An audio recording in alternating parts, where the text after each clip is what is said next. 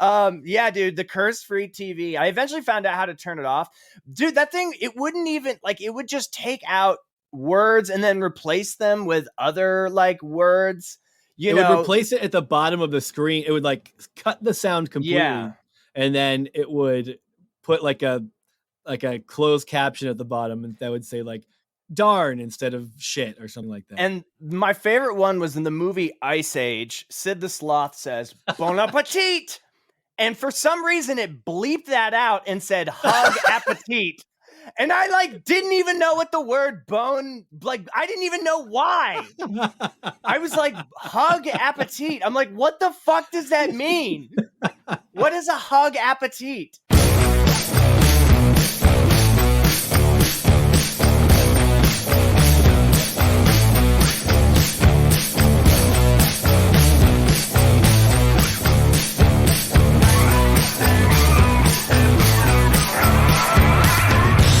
Hello and welcome to another episode of Growing Up Christian. I'm Casey. I'm Sam. And I think Jeremiah. you're just going to... Yeah, okay, there you go. Sorry, I cleaned it know up what yourself. The protocol was. You're part of this now, man. You're just... You got to throw your name out there when we get this thing going. I got to start practicing my catchphrase. Exactly. Meshed in. Oh, we should have catchphrases. I think people would really resonate with that. People like that, right? Yeah, I shock think so. jock style. You guys look dumbfounded. You're like, is he serious? Well, I was just trying to think of what mine might be. Do you have one in mind for yourself? Nicknames? I don't. No, I don't come up with my own nicknames. I'm sorry. That's. Oh, I feel like other people have to I think other people kind of have to pick one for you. That, like, I guess you pick your own catchphrase. You pick your own catchphrase. All right, I'll just have to start trying some out. I'd have nothing prepared. Yeah. About like something like, "Ooh, that's gonna hurt tomorrow." I feel like Casey would be really good at coming up with catchphrases. Dude, yeah. I love the like generic like plug-in identities of FM radio DJs. Yeah. Where it's like, it's Banana Mojo in the morning. Blah, blah, blah, blah, blah, blah. Boing. I mean, let's be honest. If you didn't get into sales, you would have killed it as a morning DJ, I think. I feel like if there was more money in it, I would make an attempt to jump that direction, even now. More money. I feel like it has to. Well, I guess it depends on the station you're with. If you're with some like local FM whatever station, it's probably not the same as, you know, your Kiss 108s. Everybody has that, right? Is that? Yeah. There's a few that are like everywhere, and they're the broadcasts are nationwide. Those ones are probably doing pretty good. The schedule for morning radio is absolute garbage, though. Like, yeah, it's like you're in at like 4 a.m. getting ready, or even earlier, getting ready for it, like going over all your segments and shit like that. It sounds like lining up your commercials that you talk for 30 seconds in between. Yeah, and you never, I mean, your PTO schedule is terrible. You get like 1 week off a year. Dude, I just love the how the like template for radio ads and stuff has never changed. It's like, nothing but the best rock. This ain't your grandpa's music. Q 101.7, The Edge. Yeah. It has not evolved. It is not. Okay, can I start us off? I have a question I've been dying to ask. I thought we already started, but yeah, go ahead. Can you tell us about Royal Rangers? Yeah. Oh, boy. Okay. I'm guessing I'm the only Royal Ranger out of the group. Yeah, currently. Yeah. You're still a Royal Ranger? Okay. Now, I almost went to a Boy Scouts meeting, but I left early because I had gotten a VHS of Aladdin, and I wanted to watch that instead. My parents were like, "You got to think for Jasmine here now. We're done with this. You don't get to be a Boy Scout." And I'm like, I want to watch Aladdin. So Royal Rangers, and I'm going to do this all off the cuff, so some of it might be wrong. Royal Rangers is the Assemblies of God version of the Boy Scouts, like to a T. They have Pinewood Derbies. They have the big Camporama thing, I think it's called, like where a bunch of churches get together and all camp together. The difference is, I guess it's vaguely cowboy themed. Like the youngest kids were the Buckaroos, and then there were the Pioneers, and then the Trailblazers, I think, was the oldest group that caps out, teenage 8 years, and then you don't want to do it anymore. They have their equivalent of Eagle Scout, which is the gold medal of achievement. And something tells me it doesn't carry the same weight as being an Eagle Scout when you're out in the world, though. That's very hurtful because you're speaking to a gold medal of Oh achievement shit! recipient right here, and I still Is- have the hat. I have the hat downstairs. I Oh, don't I need remember to what the see this medal is. hat. We're gonna It's post a white picture of hat it. that says gold medal of. It looks like a Vietnam veteran hat. Like it's that flat brim. It's got the little cord across the front, like the most boomer looking hat. And I've got a picture of me as a 12-year-old wearing it. A lot of the merit badges are the same. Like it really is copy and paste Boy Scout. So like there's the, building fires and knot tying and hiking and like overlanding stuff, finding your way with a Evicting an compass. indigenous people group. Later Boy Scouts, not early Boy Scouts quite as much. But then you have to add in all the quasi spiritual ones too. Like there's the ones for reading books of the Bible and for memorizing Bible verses, and every it's the Wednesday night church for boys. So you have like your little devotional and you have snack time and then you have your lesson plan and then you go play dodgeball with each other. Like So Is that, it like the Boy Scout where you get one for keeping secrets? all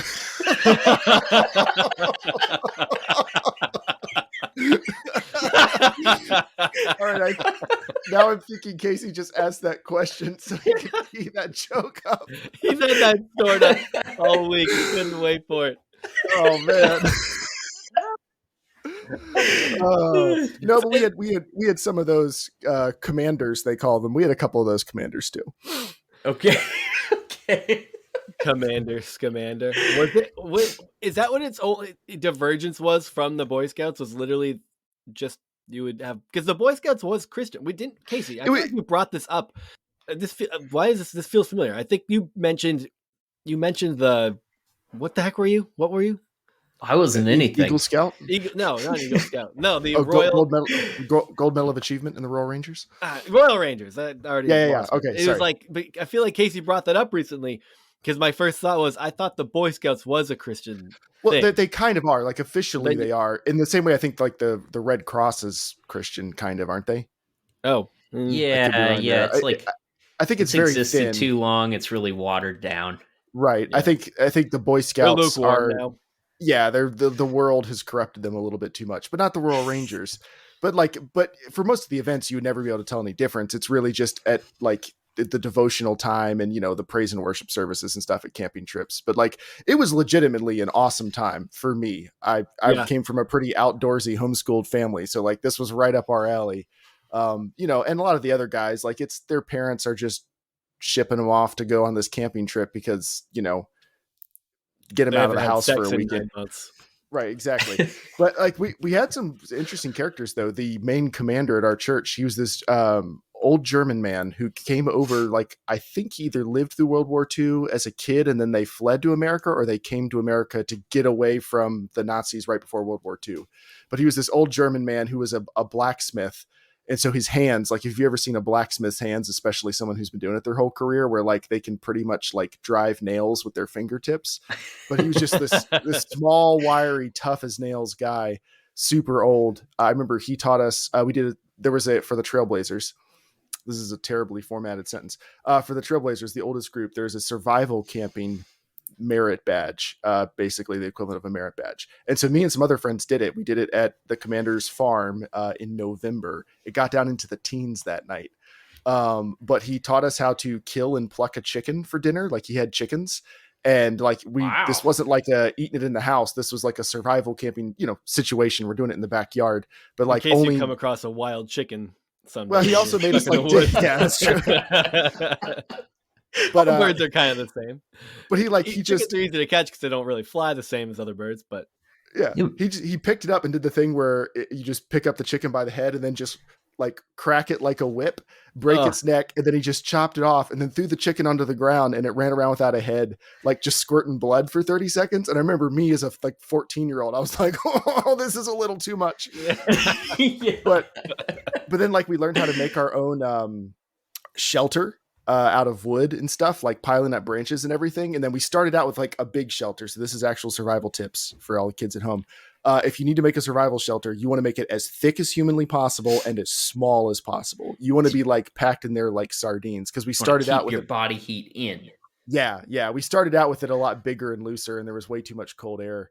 But stuff like that. I don't know like how seriously every other church took it. But we had a great time. Me and my best friend growing up. We both got our gold medals of achievement at the same time. He did Ranger of the Year competitions where like you go and they judge you on like how tidy your uniform is and how well you know all of the lingo and all the knots and everything. They would have competitions at the big camp things. We would always do really well at those. I think our biggest achievement was they would do a cardboard boat race. Have you ever participated in one of those? Oh, I've seen video. Wait, maybe no. I didn't do a boat race. I did a cardboard sledding race. Okay. It's probably about the same amount of chaos, but the cardboard boat race, it was fun because people would make all these themed boats and everything. Like every year was a big, like, let's see who's going to make the Titanic boat or whatever. And, and they all sink within like 2 minutes, except ours. Because one of like my best friend at the time, so they had rules. You could paint it with any single piece coating. I don't know exactly how you term that, but my friend's dad, one of the commanders, was a actual NASA engineer, and he designed a boat out of one contiguous piece of cardboard that could be folded and doubled over and folded into a canoe. And so we painted the whole piece of cardboard with a rubberized paint, like 3 or 4 coats of that, folded it into a canoe, and we used it for 3 years. They actually like awesome. 1 year. Wow. One year we got first, and then we did another lap and could have gotten second if the rules would allow for that. Like he built an actual like canoe you could just use. Like it was floppy and stuff. It wasn't great, but they actually changed the rules to be you had to take a new like boat every year. So me and my friend who were paddling it the last year, we gave it a Viking funeral. We cleared this ahead of time, but like we paddled the lap and we won the race. Then we paddled back out to the middle, jumped out of it, poured some lighter fluid in it, lit it on fire, and then just burned it in the middle of the like the river while everybody like laughed at us. It was great. That's awesome. I love it. So it really does sound like this isn't like a local organization that has like a small. It sounds like a fairly decently run or larger scale. Oh yeah. Yeah, I mean, I don't know how big they are now, but in their heyday, which I think was when I was in it, like 90s going into the early 2000s. I mean, we had the jamborees, the national jamboree stuff, and there'd be like thousands of people there. I mean, it was a pretty big deal as far as I know. Did you put it on your resume when you applied for college? Well, I mean, that might have helped at the college I went to, but no, I didn't. I'm thinking through it. I'm like, actually, I don't know if I did or not, but I don't think so. I don't think I would have, because I got my GMA when I was 12 or 13. So like after that, there wasn't really weren't too many mountains to climb. So I think I just kind of tapered off. After that, you start to become the only one your age at the thing, and then right. You want to go to youth group. Feel a little sad. That. Yeah, you want to go to youth group with the cool high schooler kids and not be like the dorks with the bolo ties, like tying knots and stuff. I was like, before we had Dave Griffin on, I was just looking up videos about Adventures in Odyssey, trying to get a feel for it again, because I hadn't listened to it in a long time. And I found like some channels that were like older kids / young adults that are still really into Adventures in Odyssey, and they're doing like Adventures in Odyssey theory videos and stuff. Are they still making new Adventures in Odyssey? I guess I don't even know. I think Sam might know, but Casey, you froze no up. Clue. We'll get him back. No. You're back. There we go. I don't know if they're making Adventures in Odyssey you're anymore. out again. It's just delayed. It's weird. I'm just glad it's not me. I thought for sure it was you. Yeah, guess what? It was you this whole time. Wow. I don't know if they're making Adventures in Odyssey anymore. I mean, is there new ones coming out? I imagine they are. That's a cash cow. I think there is. Is it? I suppose we can look this up pretty quickly to get the answer. Jeremiah, check one of your 6 monitors. Yeah. I'm surprised your computer is not listening to our conversation and looking up stuff every time we ask a question, no matter how rhetorical. He's got like a Jarvis type computer. Dude, I feel while we're talking about computers and technology, I want to make a pivot because I tried an Oculus for the first time a couple weeks ago. Mm-hmm. Oh, have you guys used an Oculus? I've got a Quest 2. Okay. Do you use it much? Like, I just got it through a promo thing like a couple months ago. I've started using it though because a friend of mine got a mini golf game we've been playing, and it's a ton of fun. Yeah. Okay. She listens to the podcast. Shout out to Debbie. Oh, what's up, Debbie? Hey, Debbie. Thanks for joining the Discord. Oh, that's Debbie in the Discord. What's up? Yeah. So when I was at a friend's house. We had like I have a small group of friends that we've all been hanging out since high school, and we had a little Christmas party mid-January, and my friend whose house it was at, he had gotten an Oculus. He asked if I wanted to try it before. I was over like a week or so before that, and I just didn't feel like it. I've never felt like that's something I wanted to do. It just feels like too much.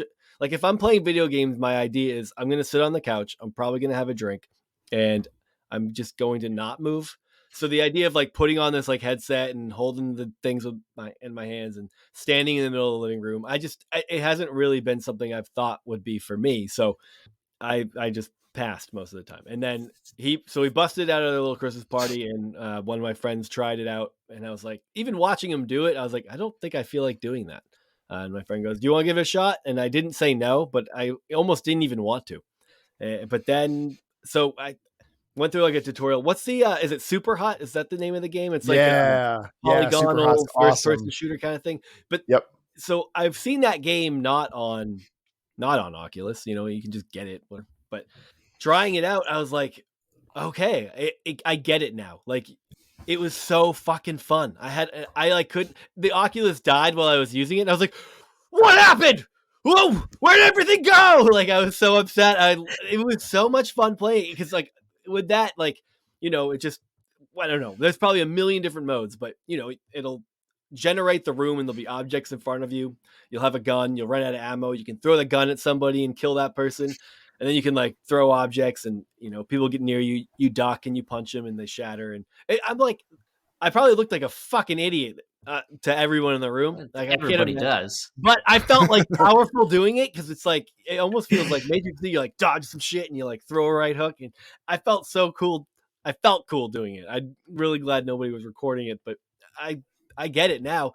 But and then when you start, I don't know if it was when you start the Oculus up, but there's like maybe it's before you like start up Super Hot or whatever, but you're in this room. Like I was in a room. It's like kind of like a living room, big open space, hangout area. There's like some beanbag chairs on the ground, and it gives you that feeling of I could go sit in that right now. And of course, if you do, that would not be great. But it made me feel like that would have been a perfect space for a small group, and that we definitely in the metaverse need to start a church in the metaverse. I wasn't completely on board with it originally. Like not originally. I loved the concept of it. It was like a fun thing to talk about. After doing Oculus, it's like, okay, everyone needs to get an Oculus, and we need to start a church, and we need to meet weekly in the metaverse with our Oculuses. Dude, I just want to see somebody with their giant SpongeBob avatar be like, I have an unspoken request. Yeah, I had a HTC Vive when they first came out, and I got pretty motion sick using VR, so I didn't keep it super long. But another reason I didn't keep it really long is it took so long to get set up every time, because you got to like get the cable out, set up the little towers that track where everything is, get everything turned on, make sure the computer's happy. The best thing about the Quest 2 is that if for anyone who hasn't used it, the headset tracks the hand things. So you can go into any room and it's got the battery and the processor inside the headset. So you can go like wherever you want, as long as there's an internet connection, and you just set it up and you draw the boundary on whatever floor you're in, and you can play. Like it takes it from, I'm not really in the mood to do VR this week, to like, hey, we're going to hop on and play some mini golf. I want to play some mini golf. And I can just like turn it on, and a minute later I'm inside. Yeah. And like, and a lot of stuff just works. Like it has a built-in voice chat, like party chat app that sounds great. The mics built into it sound awesome. Like noise cancellation's awesome. You don't have to wear headphones. It's like Facebook, to give them credit, they really did fix all of the issues with normal VR headsets. And the Quest 2 is a lot of fun. And I think it's only like $300. That was not a great commercial. They did sponsor that to you, didn't they? I hope they send me one now. I really hope they send me one. It's a little like, it felt a little weird at first putting it on, especially with glasses. I'm used to wearing glasses, so taking them off, putting that on. I guess there's like a bridge if you want to keep your glasses on with it, but I didn't really feel like I needed my glasses since your eyes are like a couple inches away from the screen that you're looking at. But it took me a second to get used to. It feels so strange when you first drop into it because you are holding those like controllers with your hands, and it's weird because you like move your thumbs and you can see like you'll see your hands moving around as you point and stuff, and it once your like brain registers what's going on, I feel like it's very strange at first, but once like after like a minute or two, it feels like your brain just kind of like snaps in, and it's like this is real life now. This is where you live. Yeah. It's I remember I think with the original PSVR we played Resident Evil was released on PlayStation VR, and so you could play like the normal non-VR version and the VR version. In the normal one you're like going around this house. I think that was the demo level, was there's this like decaying old house with, and you just know that like you hear noises and something, there's something in the house and you're tracking it down. And if you're playing on a TV with the PlayStation 4, you're just like wandering around from room to room, looking at stuff, whatever. As soon as you're in VR, you're like peeking your head very carefully into the hallway, because like it feels so much more intense that you think you're going to get grabbed at any point. I love it. So the Oculus is obvious. It's like a standalone thing. So is there like an actual like, is it a limited game set? I don't know enough about it. Honestly, so it's like obviously games drop for Xbox, PlayStation, PC, whatever. But do they have to be built specifically for the Oculus? And do they have a limited game set? If you want to run off just the headset, you have to buy stuff from the Oculus store, and download it. But if I can plug in just like a USB-C cable into my computer into the headset, and then my computer does the heavy lifting, and then I can play any VR games I have on Steam or whatever. Oh, okay. I didn't know it was like that versatile. That's sick. Yeah. They did a great job. Thank you, Oculus, for sending out the demo unit. Really enjoyed it.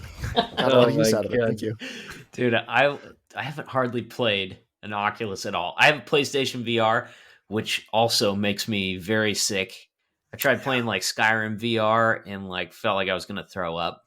Yep. My dad came over and he bought it for me for Christmas one year.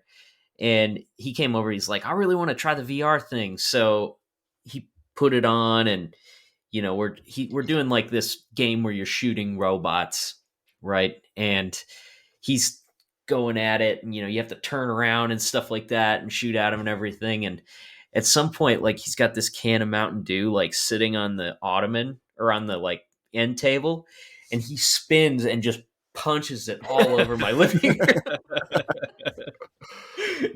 The only time I played on Oculus was at a Star Wars Celebration a couple of years ago. They were unveiling that like Darth Vader VR game, and I waited in line for 3 hours to play. I thought it was going to be. It took so long to get through the line. I thought, oh well, this is like a half-hour demo or something, and I was done with the demo in like less than 10 minutes, and then I was just angry. It feels like that's what it would be like to go to E3 or something, where like it sounds super exciting, and then you wait in line for 6 hours to see 2 minutes of a demo of a game. And you're like, great, I can do that 2 more times. That was worth it. Yeah. Star Wars Celebration's pretty cool.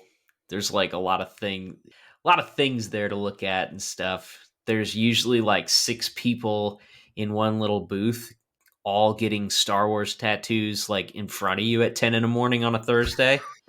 Which really doesn't make a ton of sense to me. Real tattoos. This isn't like some drawn on bullshit. This is like, oh no, they got like tattoo booths set up in this place, and they're giving people tattoos. I don't know if they're all Star Wars, but I think that was the theme for sure. Yeah, and they just go in, they go, give me what you got. And you get like the Rebel Alliance symbol tattooed onto your pec. It's like Jar Jar Binks peeing on an Imperial sigil.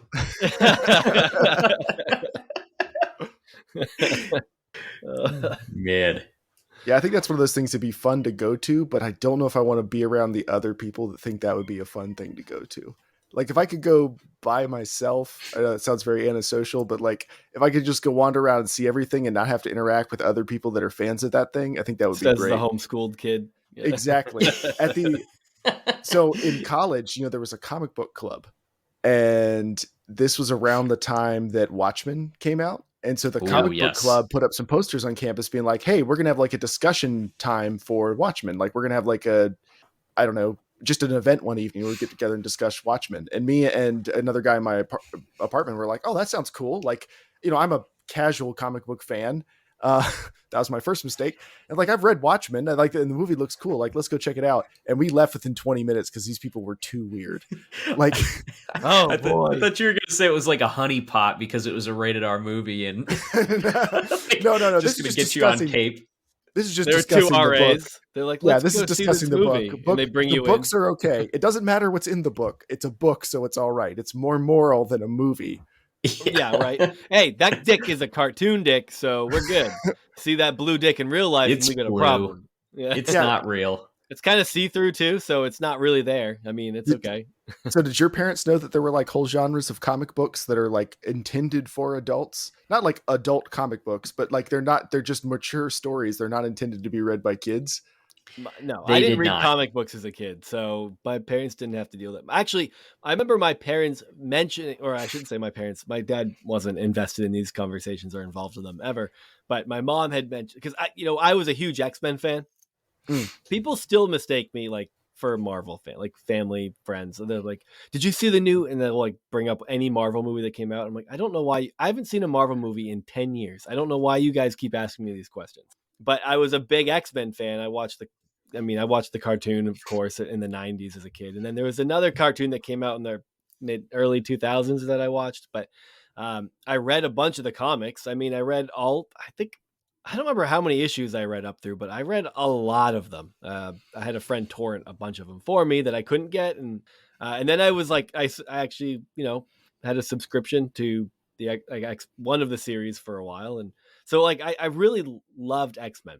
And then, but I remember as a kid wanting to get into the comics because comics seemed cool, but I had never read one. And my mom was like, not into letting us get the comics because the characters were too sexualized or some shit like that. And then I don't know what it was like then in the early 2000s, the late 90s, but I should say the late 90s. I guess it would have been at that point.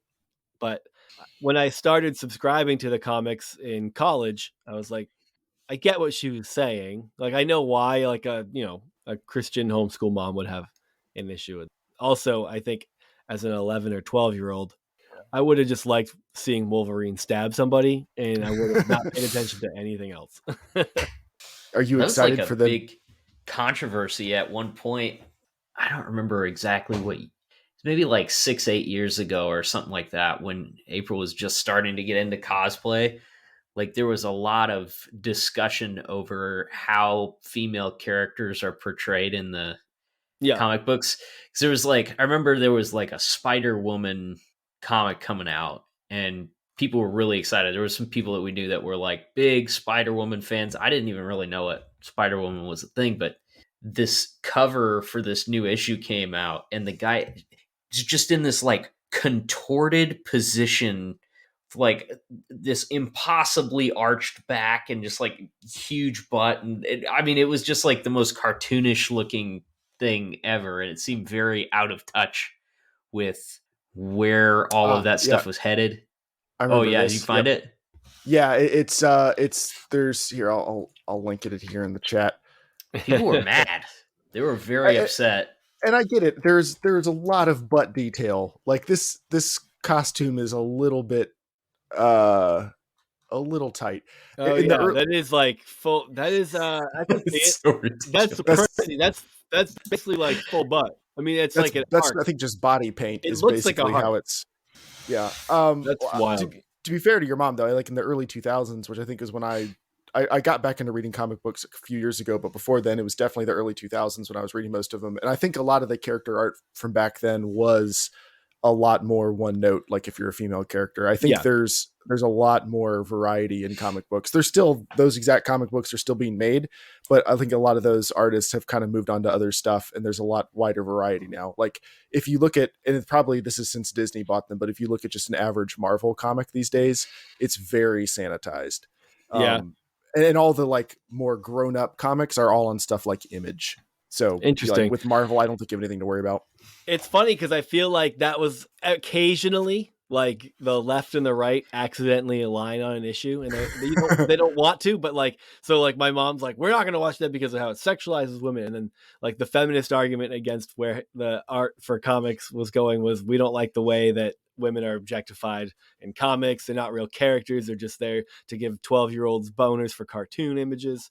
And it's like, and then they meet in the middle, and you're like, it's like, it doesn't last too long usually before they realize that they have to come up with a reason why they don't agree. But it's funny. Every once in a while, the left and the right come full circle, and they just hit on an image, on an issue, and they just feel the same way, and they can align. It's like the Suicide Squad, or I don't know what other I don't know what I'm talking about. What's another story arc in the Marvel or DC universe where enemies align to fight the forces of evil, which would be the patriarchy and sexism?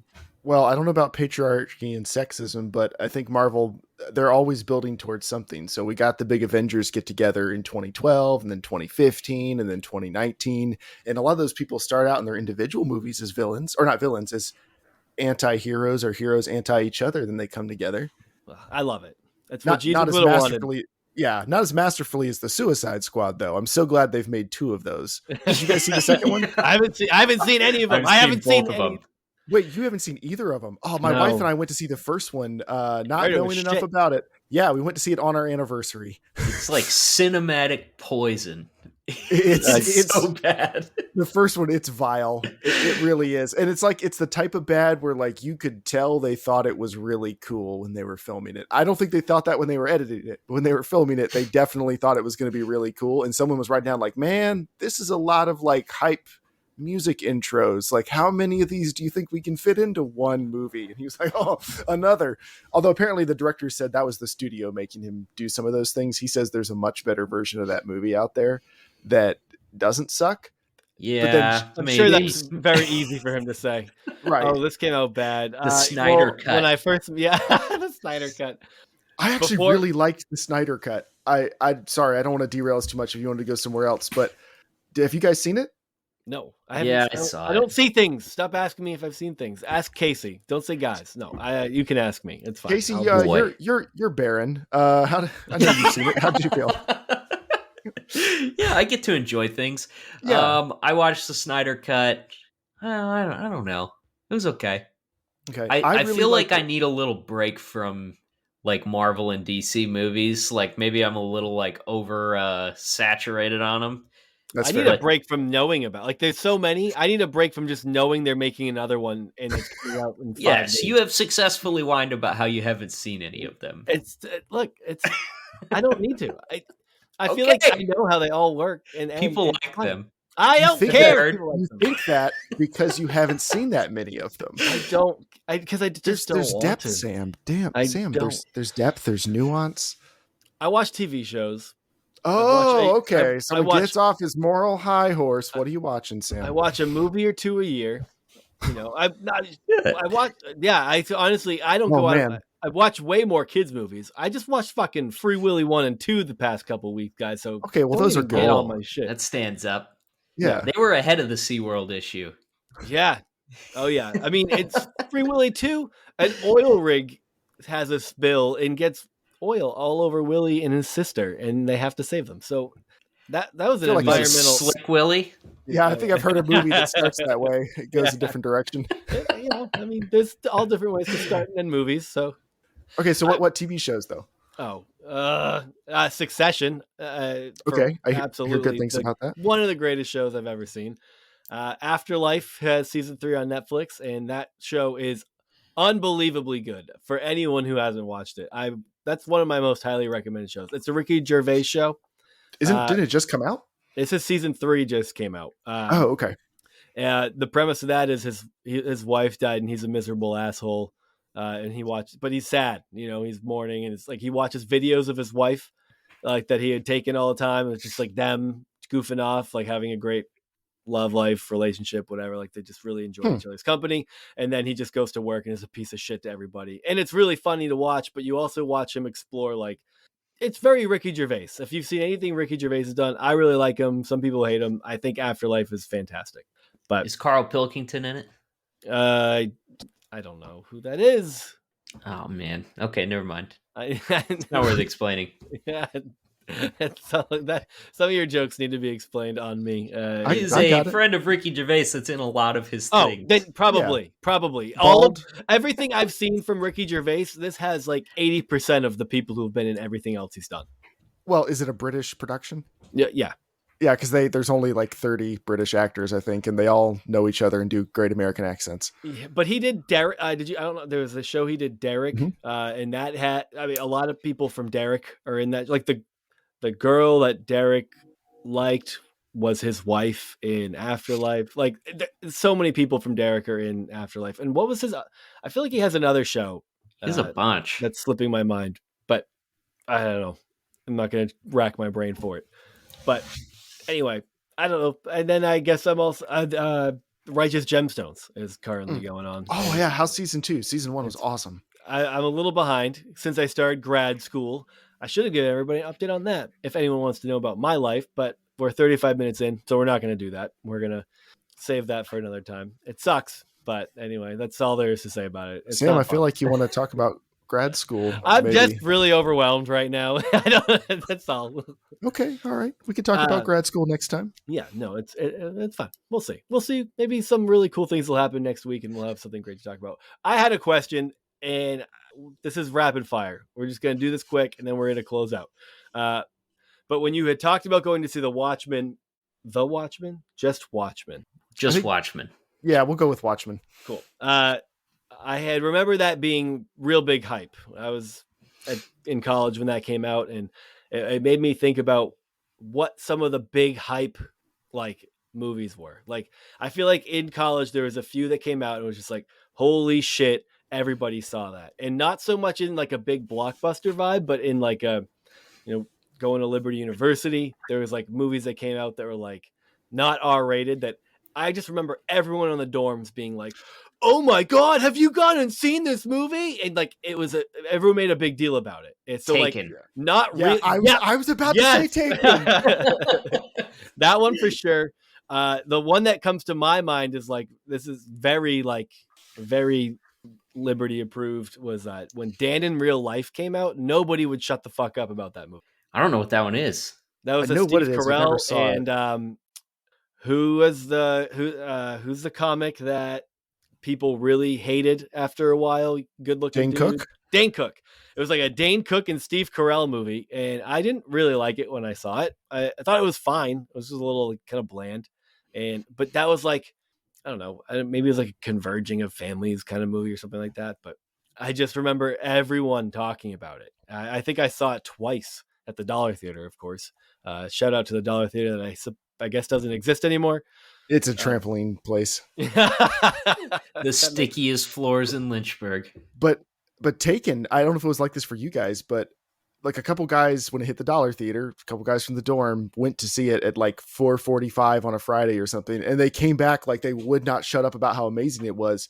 2 more groups of people went from the dorm that night. It was one of those like they came back, wouldn't shut up about it. Yeah. So you call people, they're like, I called my girlfriend at the time, now wife, and was like, hey, want to go see a movie I've never heard of? Like it's got Liam Neeson in it. She's like, sure. And like 8 of us went the second time, and everyone came back and couldn't stop talking about it. More people went the next day. Was it like that for you guys? Yeah, I remember that hearing was, a lot about it. Yeah, it blew up. That was definitely. I'm glad you said that because I wouldn't actually have made that connection. But I feel like that movie absolutely swept the college town. Everyone had to go see it for sure. I remember Dustin. I don't know if he listens to the podcast or not, but I remember Dustin going to Twilight several times at the Dollar Theater. He saw it many times. Did you ever walk out of a movie in the Dollar Theater because it wasn't worth the $1? No, I don't think I've ever walked out of a movie. There was one that we did. I think we walked out of one of them. There was one of those like Alien versus Predator movies that we went to that was really terrible. It was like Alien versus Predator 2, which is like Alien 6 and Predator 4. So those got hard to keep track of. Yeah. I feel like those are 2 cool separate things that we don't need together. Like they don't need to meet. They don't need to fight. We don't need like a WCW sort of like meetup where they, I'm still waiting poke for the each other series with to drop. sticks or whatever. Yeah. You know, To each just their own. leave them on the spaceship. Or All right, killing Danny Glover. final question, Jeremiah. What did you walk out of, or have you walked out of, if anything? I walked out of remember when they did all those like scary movie knockoffs? Oh yeah, I I did did not walk out bad. of scary movie. I walked out of epic movie. Oh my god, That Like- sounds like you made a good move. And then Terrible. I think my last year in college, got back to the dorm, like saw my roommate again for the first time in a while. You know, one of those. It's August, it's hot. We're like, hey, let's go cool down. Let's go see a movie at the Dollar Theater. And we went and saw Don't Mess with the Zohan. Oh, that was. And Oh my god, that was walked out so of that. bad. we walked out of that one. Like I'd like to think as like a 19-year-old boy, I had like a pretty high tolerance for crude humor. It was so uncomfortable. Like it wasn't fun. You're looking around, you're seeing everyone else is looking at each other like, why are we here? Like, It why was do we have to awful. watch It this? was so bad. I saw that at a drive-in right before Iron Man 2, and the only reason so I had to watch it. I was there for Iron Man 2, probably the last Marvel movie I saw. And then having to sit through that, like me and my friends, my wife, it was that same thing. We just look at each other like, are we all I mean, I don't think I heard anybody laugh. It was so bad. I think the scene that did it was it's like 25 minutes into the movie, and there's just this close up of Adam Sandler grinding his crotch on this dude's shoulder. And it was at that point we just looked at each other. We were like, let's just throw that money away. It felt like a middle school boy made that movie. Like, Yeah, none of the jokes were like, it was. I love crude humor as much as the next person, but nothing hit. But it didn't was even all feel just like it was shit. It wasn't even humor. It was just crude. It was like, Yes. you're watching like your young, disgusting cousin, like who's just trying to gross you out while you're trying to like enjoy Thanksgiving dinner, and they're just sitting in the corner, like snotting into their hand or something. Like that's what it felt like. Yeah. You're like, this isn't funny. Yeah, it's like- Dude. so bad. My dad and I walked out of Borat. Yeah, I'd walk out of that with my dad. Yeah. How did you, They're naked and they're wrestling with each other. My dad's like, let's get out of here. how did you and your dad walk into Borat? I've just seen like clips of it. Like I had seen Ollie G and I feel like he had seen clips of it and we're like, that'll be fun. And then like fourth penis of the movie, he's like, I'm out of here. I feel like walking into Borat with your dad would be one of the hardest things I could have ever have done.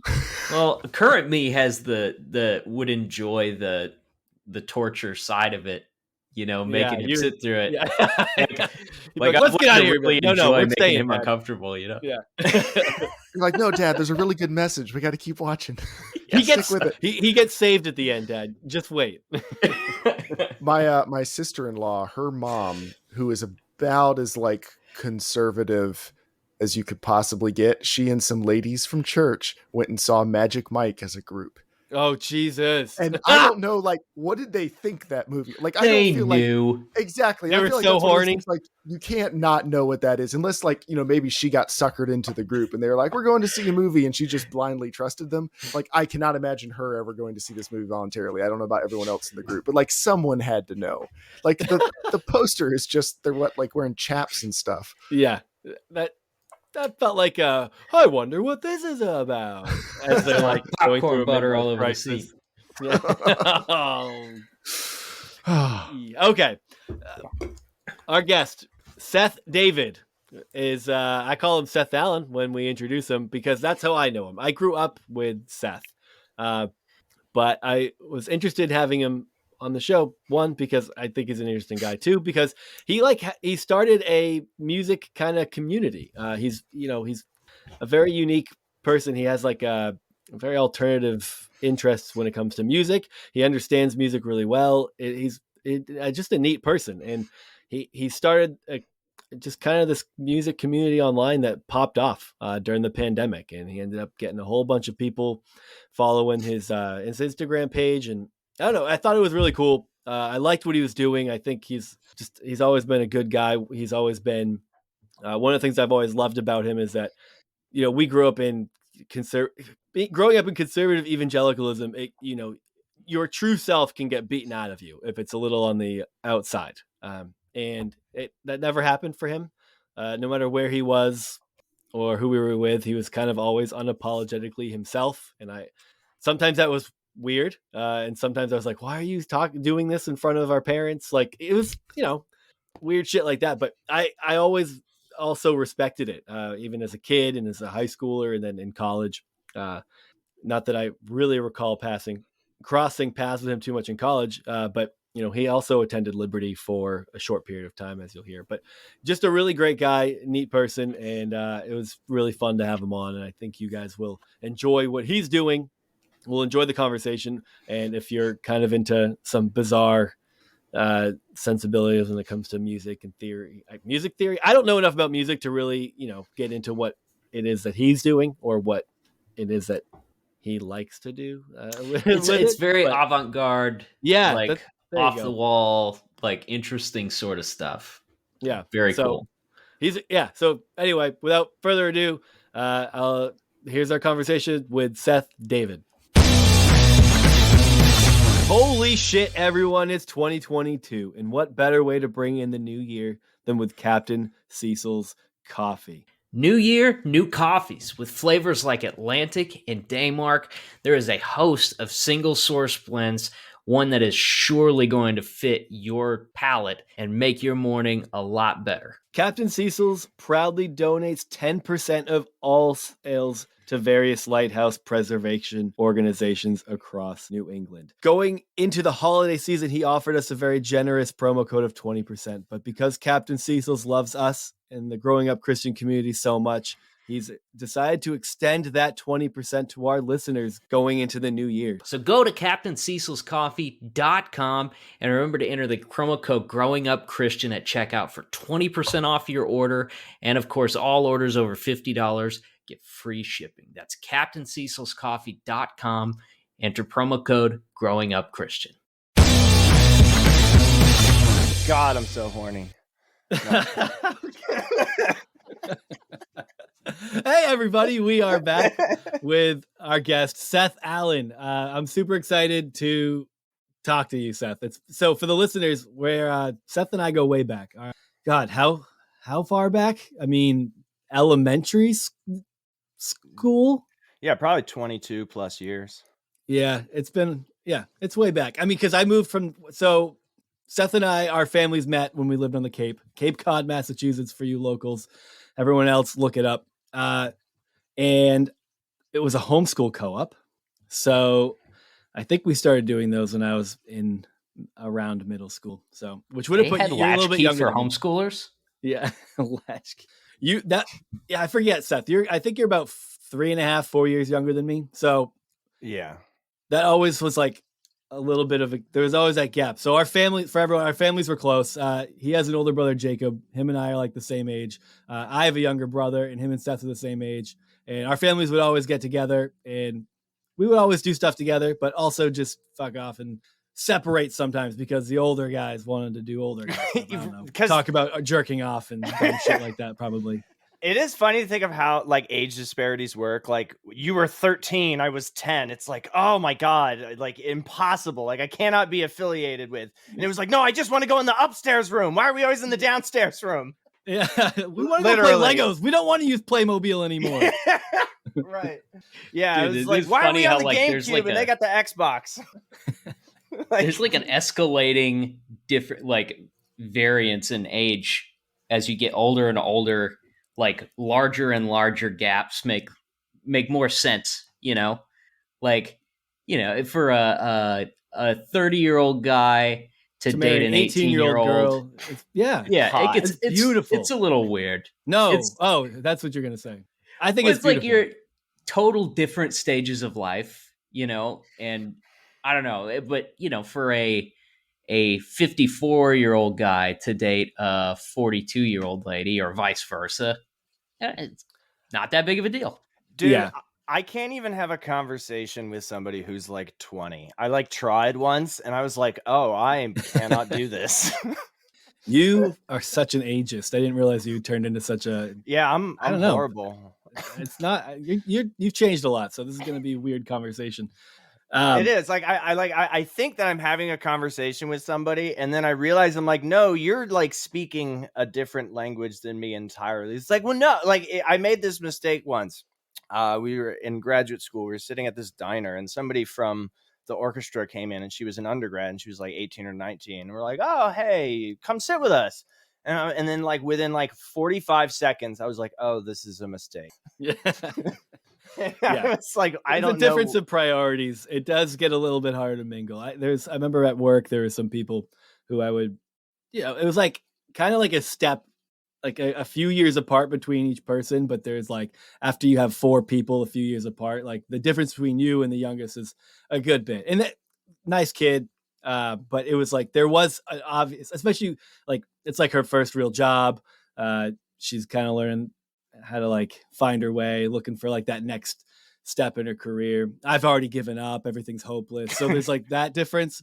But but then it's just like young and single versus like married with kids. You're like, it is weird. That gap does get a little bit stranger as time goes on. Go sit with grim old Grandpa Sam and hear about how screwed up the healthcare system is. Yeah, I'll talk about what's wrong with all the kids these days. Problem is, kids these days are all on TikTok. I blame TikTok for almost all of our problems now. TikTok is the only reason I became an internet person. There you go. Dude, it's addictive. It's a weird world. Well, we'll talk about TikTok a little bit later then, because I'm curious as to how you built your online community. But why don't you go ahead and kind of give everyone a snapshot of your life, your upbringing, and what that looked like? Sure. So my name is Seth David Allen, professionally known as Seth David, because I cut my last name out for no reason whatsoever. And I put it out there for everybody. We'll fix that. Come on, my people didn't call you. And by the way, I wanted all of the red Fruit Loops taken out because I'm in your green room right now. Yeah, so I grew up in Cape Cod, Massachusetts. My father was a church planter, and for those of you that don't know what that is, it's somebody who goes and starts a church from the ground up. So he's a pastor. I'm one of 4 children. We were all homeschooled up until literally the day that I left for college. It was like, no, you have to be home by 10. It's your curfew. I'm like, I'm going to college tomorrow. Please, can I go out with my friends? Seth, you'll have all the time for the rest of your life. Tonight, you're home with your family. I was like, why? I don't even want to be here right now. Why do you want someone who doesn't want to be near you? Your offspring is telling you they don't want to be near you. Pay heed to your offspring. It was like an 18-year house arrest. No, but I love my family. So I grew up. I went to Liberty University for 2.5 years. Very conservative. Shout out. Yeah. We've done our fair share of dogging on Liberty. Yeah. I've been following that, like just the LU saga. It's like, it like brings me so much joy. It's just like ectable and delectable and just so goddamn delicious. It feels like it feels like a bit of a payoff. Like you go, especially for me. Did you do regular music there? What was your deal? Nah, dude, I couldn't get into the music program. I sucked ass. So I got into the worship program. There you go. That's all okay, right. Now where we're people talking. who can. Dude, what do you mean you sucked? You really couldn't get into the music program because now that's your whole gig. So yeah. You really couldn't get into the music program at the time? Bro, it was humiliating. I'll never forget that, dude. It was like college. I was like, yeah, no parents. I'm like, I'm going to put on my sweater and roll up my jeans and rock my Chuck Taylors and be this eccentric, out there bohemian, guy. And like, I'm like cracking jokes. I'm like, look at all these women, like, like, and dudes, but I'm not allowed to say that. And I walked into, and it was like a placement exam, and I was like chatting. I was, making people laugh. I'm like, yeah, I'm so fucking cool. I'm going to fit in. I'm the shit. I took this placement exam, opened up this sheet of like just music things. And I was like, oh my God, what? And so like whatever, like an hour later, I like come out of this room and I was like, oh my God. And like, dude, to my dismay, everyone around me was like, oh my God, I thought that was going to be like hard. That was like the easiest thing. And I was like, Oh Jesus Christ. I almost died of mental and physical fatigue. I'm sweating and my back hurts. no. Wait, so was it like you had to already know a certain amount of? I guess you already had to know something about music. Like, don't people go to college to learn new things? Yeah. With a But, like, gatekeeping chord progression? God, no. but like I was like a step below that. Like I had to go into the remedial. So I ended up I think it was like I was supposed to be like a music minor and I was like majoring in I don't actually, to be honest, I was there for like 4 semesters and I changed my major like 8 times. I think I was going in as like a youth ministry major. I wanted to like be a youth pastor. I don't and so I Because was you like, were immature, and Yeah. well, it's okay. Well, I was like, Here was the I want phase. to I want to spend the rest of my life around 15-year-olds. yeah. And now it's just you realize how weird that is the older you get. say it like Right, that. yeah. Look, I just want to point out that we know there are some good youth pastors out there. Hashtag not all youth pastors. We get it. But And then there are some that have a, quote, passion for young people. yeah. A growing teachers. passion. But nobody makes fun of teachers. No one makes fun of someone who wants to be an elementary school teacher. It's only if you want to be a youth pastor that people make fun of you. Yeah, and it was like the youth min, right? Is a youth min major. Yeah. I'm a youth major. That's what people would say. That's cool. You're majoring in youth. Interesting choice. I'm majoring in minors. Stupid, so dumb. And so yeah, and then so is the music. So I was like minoring in music. I took, and then I ended up taking a remedial music class. And actually, that was the one class I took, a remedial music theory class that was like I actually learned a lot, and the teacher was great. I don't remember his name, but he was just like this old as the sea motherfucker. And he was dry as can be, and it was at 7:00 in the morning. And I actually ate that shit up because I did not want to embarrass myself again. I was like, okay, there's a whole world of like things that I have no idea about that I thought I knew. And then so like I took the class, and it was weird because a lot of the concepts I kind of already like knew from like the keyboard, from like playing piano, but like the iconography of music notation was kind of like new. So I was able to adapt pretty quickly. But there are kids like playing like Rachmaninoff concertos and, Chopin etudes. And I was like playing How Great Those Thou are big Art, words. or how great is our God. So I was like, okay, There you go. yeah, the classics. So I switched. You did music in church, right? Did you do it? Yeah. So you were able to like, that was your introduction to it, was being able to like learn it at home and then play like worship songs and shit like that. Yeah, exactly. Okay. And even then I didn't play them very well because there wasn't like a music scene in Cape Cod. Yeah, I know there really wasn't. Looking back on it, like I didn't find the music scene that I was into until I was in high school, but I feel like I don't really know anyone on the Cape who ever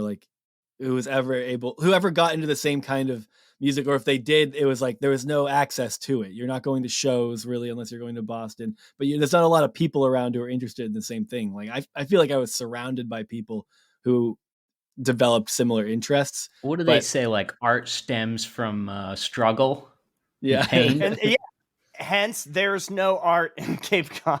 It's a rich retirement area. The mean kind of streets until you go to of Cape Hyannis, Cod. but yeah, but even then it's like oh, my second vacation home has the garbage, a leaky only roof. Once every 2 weeks. I don't know. I'm Dude, trying to think of my roommate, which we had on, I think like episode 4 or 5, Chris Theaton. He was my first roommate at Liberty and a swell guy, but he was a worship major. I don't think he finished as a worship major. I can't remember what exactly, but I remember when he was starting out in that program, sight singing was like a big thing that he had to do. Oh, and yeah.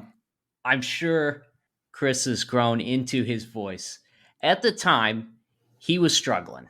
And so like I'd go back to the room and it would just be Chris in there going, do, fa, me.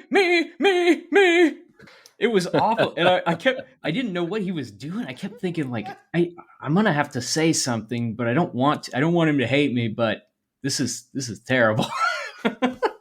What is sight singing? You sing by sight?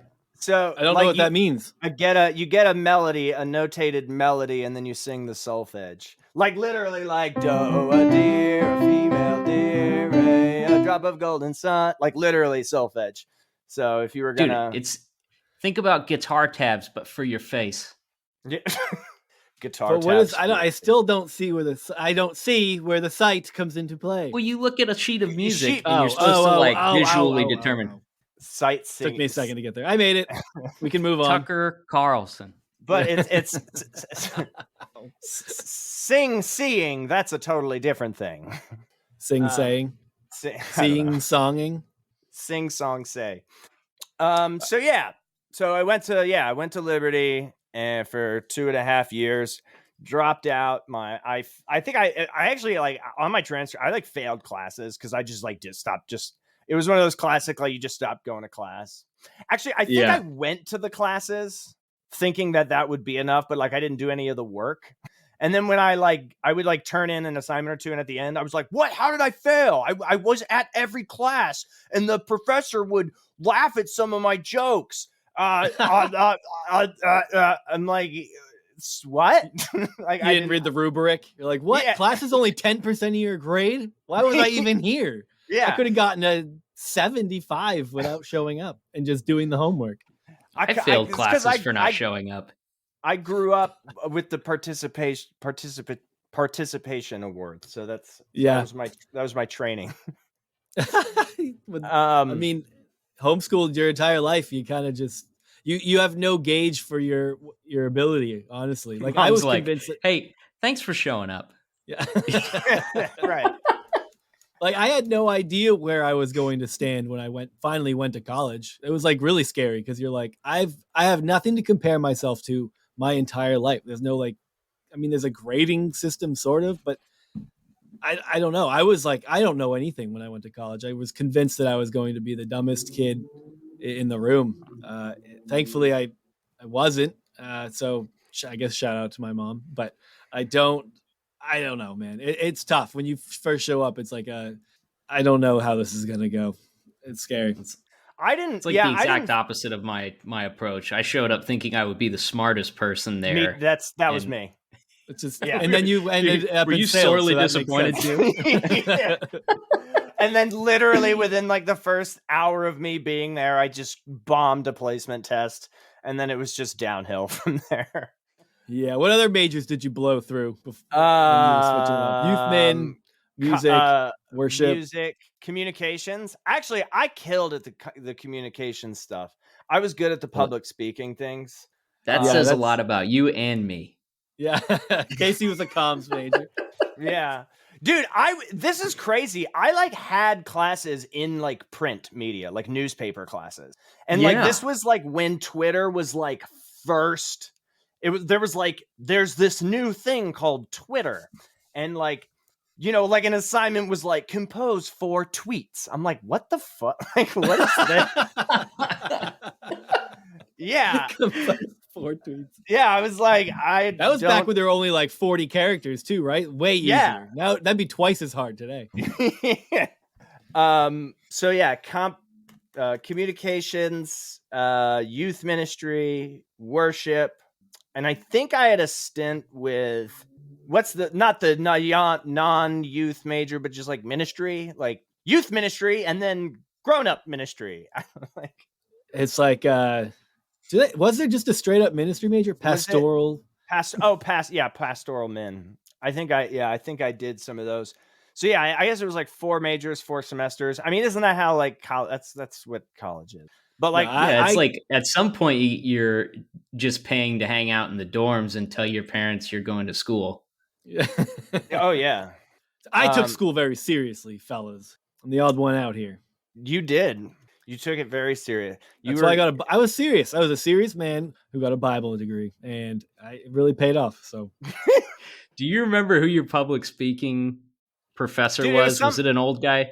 Yeah, the old dude with the white He beard. looked like Colonel Sanders. Yeah, dog. That dude was he talked like this. He was the best. Seth, he was great. Easiest greater. Although his like he would write. Dude, sometimes I would like read his questions and I'm like, this reads like a newspaper from the 1940s. Like, I don't know what this question is. Speaks King James. Yeah, it was. Yeah, it was. Well, it's funny Seth. because like I did well in that class too. And of all of the things that I took in the whole stint of college, like Hillsdale included and then Liberty, like public speaking's like the only useful thing I ever got out of it. And we spent like one semester doing that for an hour and a half a week. Like of all the things, why don't we focus on that instead of communications theory, which is, a joke. I couldn't even tell you what one communications theory is. My theory is that you're either good at it or you're shit at it, and either way you'll get through life okay. Red herring. That's where your theory. argument smells like fish. Yeah, I mean, it's so obvious that there's there are people who naturally can just get up and speak in front of people and not think twice about it. Like, there's a couple of people that come to mind where it's just like you could, and there's a charisma to them. I mean, those are really the people who are able to, like, you think of your Tony Robbins or your like mega church pastors, right? Like they were probably smart to be able to get to where they are, but if you can just get up and command a crowd and say the same thing that somebody else is saying, but not have that mechanism that says people think you're dumb right now. You just like, I get them. I'll trip over words and forget where my place is. And I'm like, everyone's looking at me like I'm an idiot. And you just get really in your own head. And then some people don't have that mechanism that tells them that. And they're just like, people love what I'm saying right now. And those people become megachurch pastors. It's a very lucrative career. People love me right now. I'm killing this. God. So you're obviously, you go to Liberty because it's, I'm guessing, a Christian school. Also, your older brother went there. Faith is still is like part of your life. Was it something that's like, oh, I take this really seriously? Or is it something that you feel like was with you by default because it was so deeply ingrained in who you were? Yeah, I don't think any 17-year-old can take anything too seriously. Don't tell me I didn't take my faith seriously when I was in college. I was trying to be a fisher of men, okay? I mean, I was too, but just in a different way. Glory hole in the watering hole. Wasn't there like a weird? There was. So okay, one thing at a time. There. Yeah. So I like at the time, yeah, I was very serious about my Christian faith. And like I think I thought that it was my decision to go to Liberty, but I kind of found out like later it like wasn't. Interesting. Yeah. Like you were convinced to, and you were like made to think it was your choice. Yeah, and like I think about it, I was like, I don't think I applied to any other school. Hey, neither did I. Yeah, and it was like I'm almost like, what would have happened if I like didn't get in? Everybody gets in, so there was no concern. Yeah, I guess right. What's your credit score? Yeah, we'll let you in. Yeah, yeah. White, homeschooled, father's a pastor. We'll even give you a scholarship, $500 off. $500 for pastor dad. Yeah, pastor dad. Was pastor dad? Was he strict, or I mean, did he have a lot? Did you grow up in a real sheltered home situation? So this is such a funny conversation because where I'm living in Indiana now. I live in Indianapolis, right in the city. But like meeting other Indiana people, like I grew up in the East Coast, obviously, and then I lived in New York for 7 years. But like I didn't really know any other homeschool people, or like conservative people. So depending on who I talk to some people I have like I meet people and I talk to them and their upbringings are like really strict, like compared to mine. I'm like, oh my gosh, like that's crazy. Like no movies. Like what? Just period. We were like no R-rated movies. But yeah, I was both my parents were pretty strict. I would say I grew up very conservative. And it's funny too, because I know, Sam, you've talked about like growing up very conservative family, but like to me growing up, like you were like the outliers. Like, oh, the Shipmans are like a little more of the world. Which is so funny because like, I mean, I know where that came from, and I think the line is really, it comes down to like, it comes down to music and movies, right? Yeah, Because exactly. that's it. Like we could watch The Patriot or some shit, and you guys had VidAngel or whatever the fuck that was called. What was that thing? That might have been it. Dude, curse-free TV on the pilot of this show. I listened to the pilot, and like within the first 5 minutes, you were like, dude, I had this one of our friends growing up. He had this thing on his TV where it would like bleep out the swear words. I was like, motherfuckers talk about me. Yep. Yeah, dude, the curse-free TV. I eventually found out how to turn it off. Dude, that thing, it wouldn't even like, it would just take out words and then replace them with other like words. It would replace it at the bottom of the screen. It would like cut the sound completely, and then it would put like a closed caption at the bottom, and that would say like "darn" instead of "shit" or something like that. And my favorite one was in the movie Ice Age. Sid the Sloth says "Bon appetit," and for some reason it bleeped that out and said "hug appetit." And I like didn't even know what the word bone, like I didn't even know why. I was like, hug appetit. I'm like, what the fuck does that mean? What is a hug appetit? Why is it was saying that went a different direction? I thought it was gonna like edit out the just the teat. Back piece of the teat, you know? Too. Yeah, I was right. I was like, hug appetit. I'm like, what? And like I hug had to upper like breast. Yeah. Or it would like inadvertently like make something like more racist or more horrible, like fucking in Goodfellas when Robert De Niro's like, you motherfucking Jew. It would like say, you money loving Jew, and you're like, whoa. That says like, a lot about Focus on the Family and their editing like, choices. I think I'm pretty sure that's worse. Yeah. Oh like what? But it's true that that being of the world, like, oh, that like even when my brothers and I would talk about people whose parents were more strict or less strict, it's like you can either watch certain movies and listen to certain music or you can't. But like you guys did a lot. Like you guys were super active. Like it's funny because like when you think of strict parents, you also think of like serious, by the book. Don't do that or you're gonna get a beating when you're. But like your dad was like always like super jolly, fun loving, always looking for something fun to do.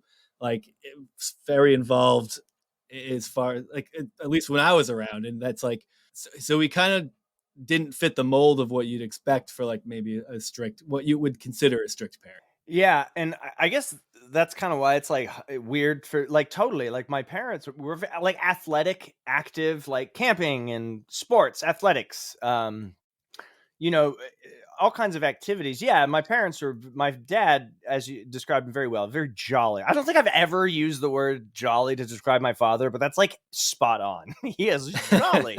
Jolly Pastor Mike. He is super, yeah.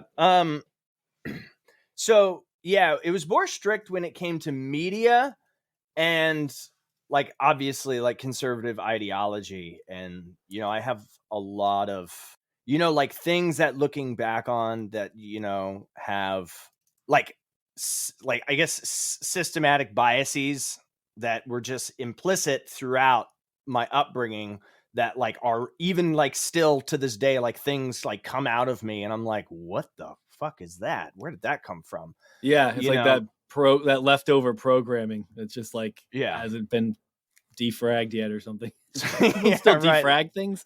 Defragging isn't a thing anymore. I don't think so, but I know what you're talking about.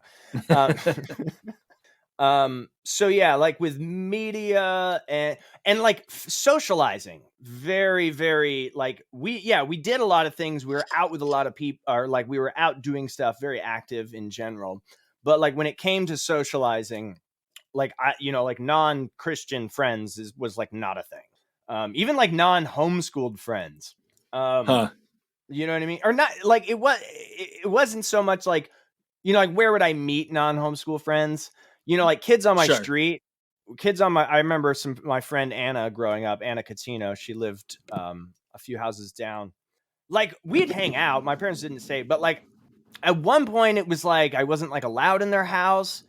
And I was like, okay, we'll play outside. And like in hindsight, I'm like, dude, if I was a parent and like my kid was like allowed to play with this other kid, but they weren't allowed inside my house, like I'd be fucking like insulted. Yeah, it's like Yeah. it's a little strange. And so your parents didn't want you going into their house because your friend was a girl and they just didn't think it was appropriate. Is that what it was? Right. Total, absolutely a lesbian, but yes. Well, if they knew, then you wouldn't have been allowed to hang out with her at all. Right. So, yeah.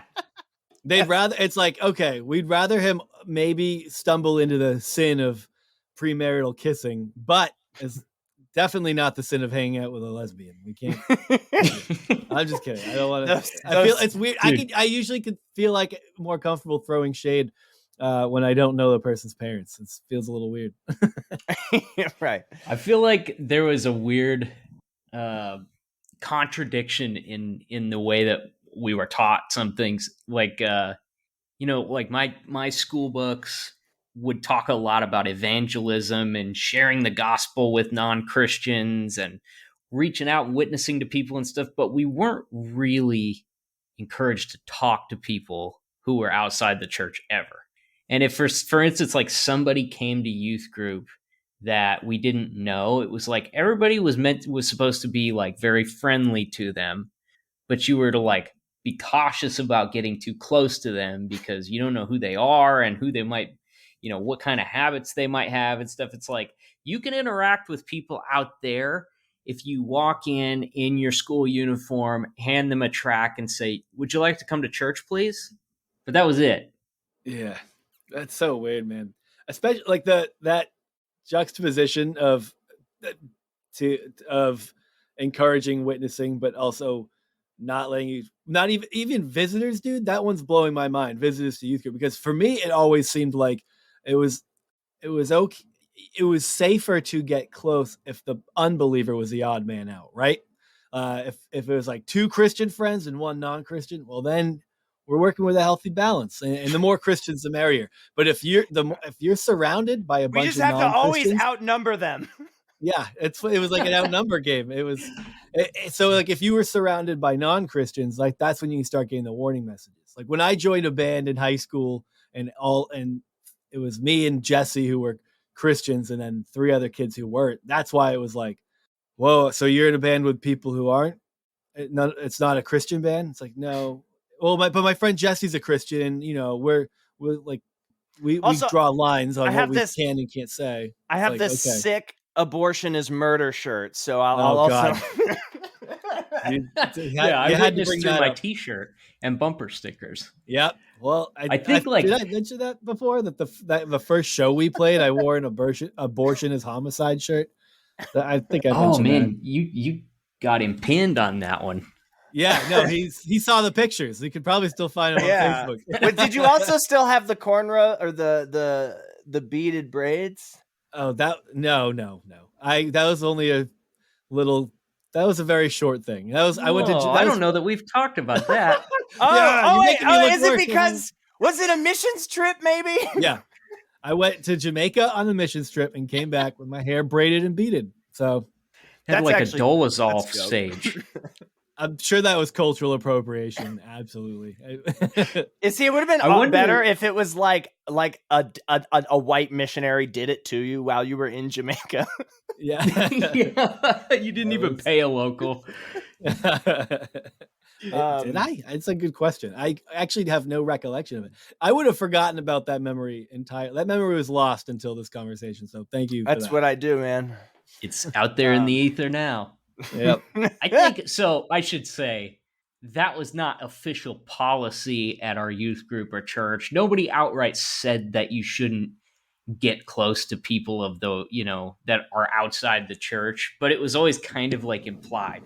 And I wonder like if part of that was, that's what we're picking up from some of the materials and stuff that we're, going over and things. I think part of it too was we had such a close-knit little group because we all went to school together and then we all went to church together, when someone new from the outside came in, I think part of that was also just like self-consciousness. Like we didn't feel like we knew how to act around kids from outside. Maybe they dressed, they had Abercrombie and Fitch on, and it Oh made yeah, all it the wasn't rest of us allowed in that nervous. store. No, they had nipples in their catalog. They had male nipples, Which were only okay on youth group beach trips. Right. Then guys never had to wear t-shirts in the water. That's for sure. Casey, I like what you said about it. Like, it's not an explicit rule, but it's one of those like sort of understood assumptions. And I think that within evangelical Christian circles, is like that's where I've talked to my parents about some of these things and I've tried, and it's always kind of this like backlash of like, we've never said that.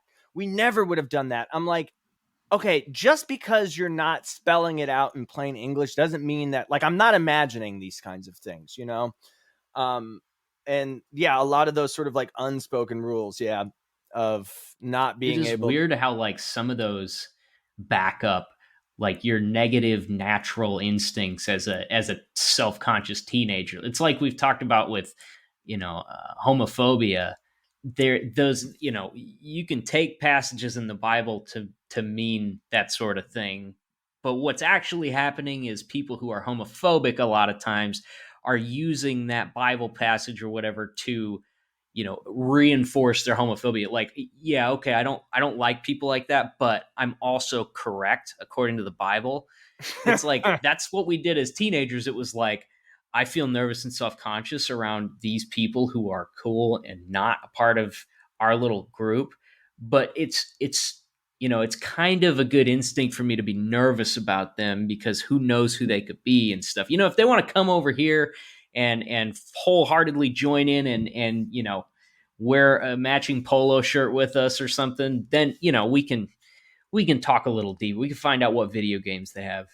Yeah, trust is up in the air until after the altar call this evening. Right. And then, because that's it. That's after that, it doesn't matter what you do. You're good. You're part of the crew now. You killed your wife. Who cares? Now you're being Once saved, sanctified. always saved.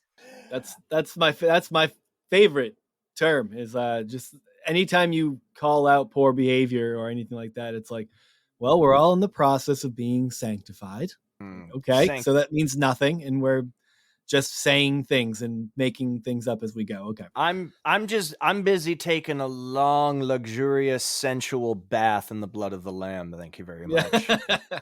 So what'd you do after Liberty, Seth? Because you dropped out of Liberty. Did you go home? You ended up going to college in New York, right? You mentioned being in New York. I just happen to have insider information that it was college, so I don't want to jump the gun here. Yeah, so I dropped out, took, I think, a year off. It might have been only one semester. And at that age, I was 20, like 19, 20. So it might have been a full year. It felt like a long time. During that time, worked a couple of jobs, started experimenting with like acid and shit like that. Good time for that. Yeah, why not? Dropped out of Bible college and started working at a Dunkin' Donuts and trying LSD and smoking a lot of weed, which at that point I was already like smoking a lot of weed.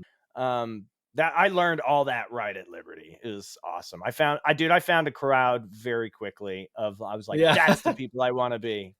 Isn't that funny? Or they found me. Like I know people who are like, I want to go to Liberty. I want to get away from the stuff that I'm doing back home, and I want to go to a good place like Liberty. And what happens is most people don't really mean it, and they find the exact same people, or they find that same kind of thing when they end up in an environment that thought would be like. But parents would be like, "Yes, Liberty, go, go, go," because they have this idea that it's that place. So I think it's funny that like immediately within probably a week or two on the dorms, you're just like, oh, here we go. These people are doing this, and I'm gravitating in that direction. Like it didn't take long. It didn't take long at all, but like still simultaneously, like, like thinking critically and very seriously about, biblical interpretation and application into my own life and my prayer life and my thought life and celebrate. I was like, that's very classical two-faced dual life kind of a thing. Which I guess I probably still live. I don't know. And then yeah, so I took a semester or two off, and then I went to another evangelical Christian school that I also was made to feel like I had a say in. uh, only this one was wicked fucking expensive. And didn't have scholarship. It was Nyack College in Rockland County, New York. About Yeah. 30, maybe 2,500 students. Okay. I knew a homeschooled kid who went there after high school. I wasn't in touch with him at that point, but that was the first time I heard of Nyack. And- Is that a Nazareth? No, that's not a Nazareth. What kind of college is that? Or what denomination? I'm Do you trying to remember? think. I did know, and now I don't even know. I don't even know. My alma mater. Actually, the college doesn't even exist anymore. So, yeah, dude, I went to a school that doesn't exist now. Oh man, did you I get your have money I had back? some friends that did that. I have student loans for a degree from a place that doesn't exist. Wait, wow, there's no loan forgiveness for something like that? I know, right? Federal.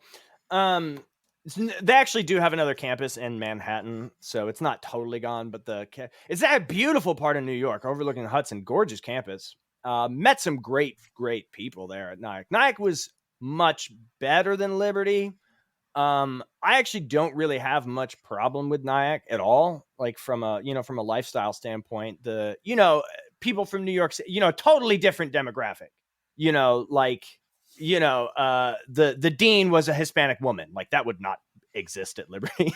You know what I mean? Like Only white men allowed for being in charge right. of Liberty. Yeah, Well, I mean, if it works, then it ain't broke, don't fix it. The broken thing we cannot repair what does not need repairing. So my only qualm with, I got into the music program at Nyack, to say the least. That's because their standards weren't quite as high.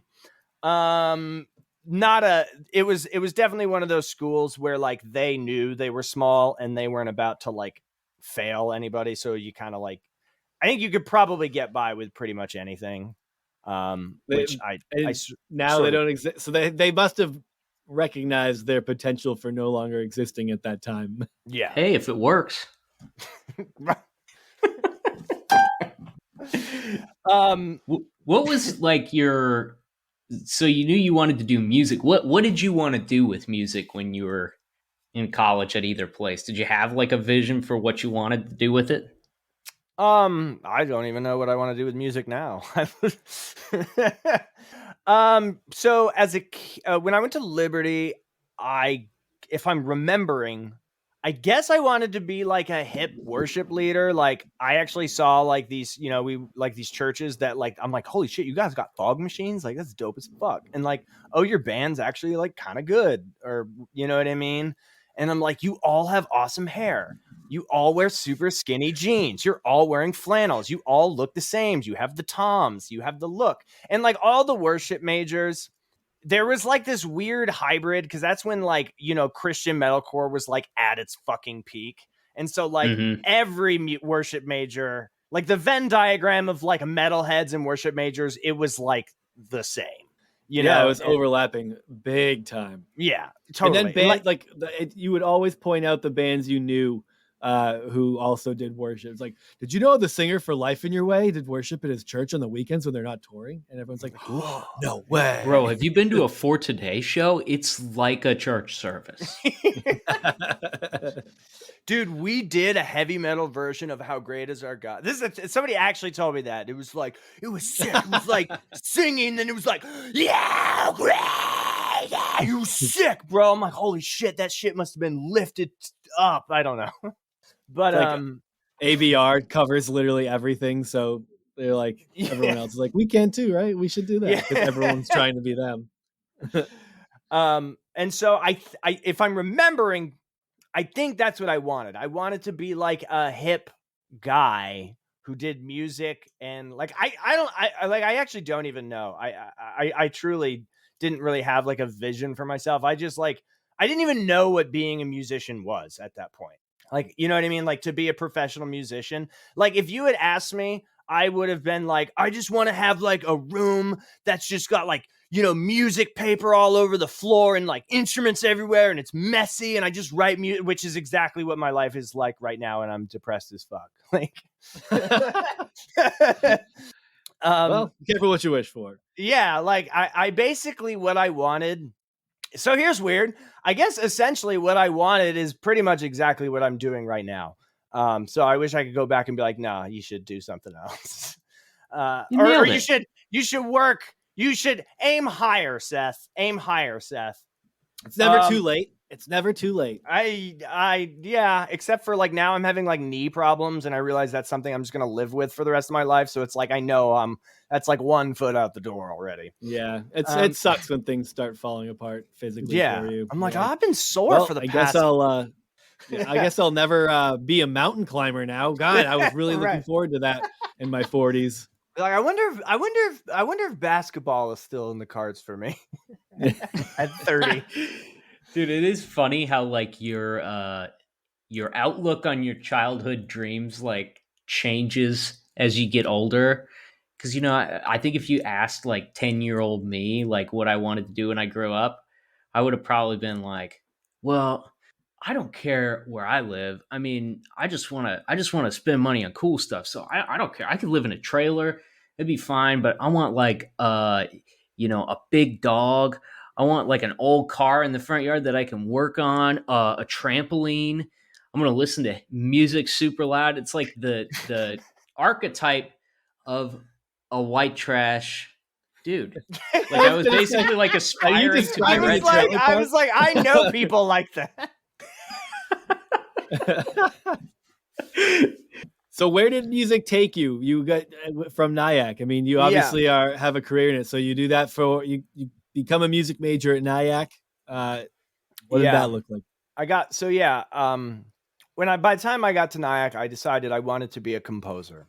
So at that point, my dream, to answer Casey's question, was to, I guess, like kind of the same thing, just like the second evolution. I'm like, I want to have like a bow tie, coattails, but have like full sleeve tattoos and a septum piercing and like conduct an orchestra, but like have hand tattoos. You know what I mean? Like, like basically the same like bullshit fantasy, just like sort of reskinned. It's like trying to craft the identity that you don't. It's weird when you think about what you want to do and how you want to look while you do it, and it's like, bro, I was thinking about that the other day. I was like, I cannot believe how much I used to think about what I like physically looked like. Like I have not thought about that in like until very oddly recently. I had to update my wardrobe. Anyways, that's just beside the point. I'll get there someday. As I pull my shirt out of my love handles for like the third time in the last 5 minutes. There's no one here. You can just slouch. I remember needing every piece of hair like perfectly placed though, and you check in the mirror every 15 minutes to make sure it didn't move or something dumb. Yeah. And now I'm like, oh, I don't even think I've seen my face in the past 3 days because I definitely haven't showered, and I brushed my teeth in the dark because I wake up after I fall asleep on the couch and just stumble into my room, and it's like I like wash my hair in the sink before I go to work because I didn't shower the night before or something. It's the only time I see my face is that horrible moment when you go to take a picture of something and the camera's facing the wrong way and you're like, ah! And you get it from that angle and you have the double chin looking down at it. Yeah, dude. You look like a bullfrog in an upskirt camera. Awesome. Yeah, like just like that. Harder. Oh, am I drooling? So yeah, I went to Nyack, got a degree in composition, just as useful as a Bible degree. Or I mean, a communications degree, I guess. I don't know. Do you work in communications now, Casey? Yes, and it prepared me for it for sure. Yeah, I bet those mandatory tweet compositions in the newspaper print paid off. So I went to and spent way too long in Nyack trying to finish my degree. I was working at bars and worked in like a nightclub, just bartending, serving, getting wasted all the time. So it took me a while to graduate. Eventually did graduate, lived there for a few extra years. Just playing, started working for a music studio called Rivertown Music for this dude named Chris, who was like a former Broadway singer. Super cool dude, super cool studio. Really gave me, kind of like helped me, get my sea legs for like music pedagogy, basically, sort of paid. Nice. I didn't think I was going to be a music teacher. Like I literally never planned on it, but like this girl I was seeing at the time, I was seeing her, who happens to still be the girl that I see, is They set that one up. I don't like how to. I was like, how do I say that? I was seeing her at the time, and I'm still seeing her. It's like Mitch We're getting Hedberg. pretty familiar. It's like when I'm like my girlfriend at the time, who happens to now be my wife, but she was my Right. girlfriend then. I used to do drugs. I still do, but I used to too. Yeah. Oh, Mitch Hedberg's so yeah, the king. I worked at that studio, built up, eventually got to a point where I had like a whole bunch of students, was teaching a lot, performing around a little bit here and there, working on projects, always doing something. Then I was like, you know what? I want to get my master's. So up and decided, applied to a few different schools that I chose. Yeah. I chose So the you school. You still think you chose those, Seth? Those were implanted. Those thoughts were implanted. Dude, the funniest thing was I'm so dumb. I remember I was like going through schools and I was just reading for composition. If you're going to study music, it's like the school is a good school, but you like read the composition faculty. Like, do I want to, if I'm going to study to write fucking concert music, I want to make sure that the concert music being written by the person I'm studying with is something that I vibe with. And so I like found this school and it's like blah, blah, blah programs and music. I was like, great. I was like, hey, Leanne, I was like, so I kind of narrowed my list. I was like, I got a Butler, I got Oberlin, and I got Brigham Young. And she was like, what?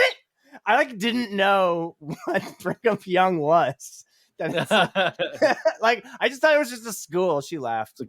Mormon Mecca, right? Yeah, they have like a good music program, I guess. I literally didn't know that it was like a Mormon school. You don't have to be Mormon to go there, do you? I don't think so, but like I don't care how good that program was. I was not going to go to like a religious Mormons, Hey, maybe. I'll tell you actually, You couldn't pick a cooler place to live because that whole area is awesome. Is it? If you like outdoorsy stuff, that is a really cool part of the country. Okay, well, my life is just continuing to pile on with mistakes I've made. Thank you, Casey. Indiana's also cool. Just saying. Nobody's ever said those words. I've never been there. I don't know what Indianapolis is a cool city. I've lived here for almost 4 years now. I don't even think I've left the city other than to like travel out. I've never like been, well, I mean like a little bit here and there for like work things, but not really, not within. I couldn't tell you the name of it, but there is a pizza place in downtown Indiana. This is where Pizzagate took place? No, it's not Comet Pizza, but they have ghost pepper cheese you can get on the pizza, and oh my god, it's so good. I love that stuff. I think I might know it. I'm trying to. I had some ghost pepper cheese at a place, but it was more like it's like a wing sauce. So went to Butler University, great school, and went to the Krakow Conservatory of Music in Poland, where I got stuck during COVID. Yeah, to finish my degree. So I thought I was going to be there for 5 months. Ended up being there for almost a year. Couldn't get home. Didn't speak a lick of Polish. Made a lot of bad decisions. Drank a lot. It was definitely a time. And okay, you were there for almost a year. That was the end of your degree. So you only recently finished your master's degree. Yep. Just kind of recently finished it. And now I work for the university that I graduated from. So I work for Butler University's BCAS program, and I teach music and play music and write music and make internet music theory, these sort of esoteric memes. I guess I don't know. Weird, like this is weird content. Yeah, It's strange. It's you. It's on brand for you, and it's obviously resonating with a lot of people. I think it's cool. Yeah, I actually, it was funny. Somebody like my cousin actually like sent me a video of mine. He's like, "This made me think of you." I was like, "Hey, this is me." Your cousin? That's so funny. I was like, "What?" Yeah. So how did you start getting into that? Talk about that a little bit. So actually, before we get into that, we'll save that for a little bit. We'll save that for the end. So you said you you were in Poland for about a year, made some tough choices, or made some bad choices. I don't know did you have any like awakening there? I don't know if there was like something that stuck out to you while you were stuck in Poland during COVID. I don't think I was like awake fully like once.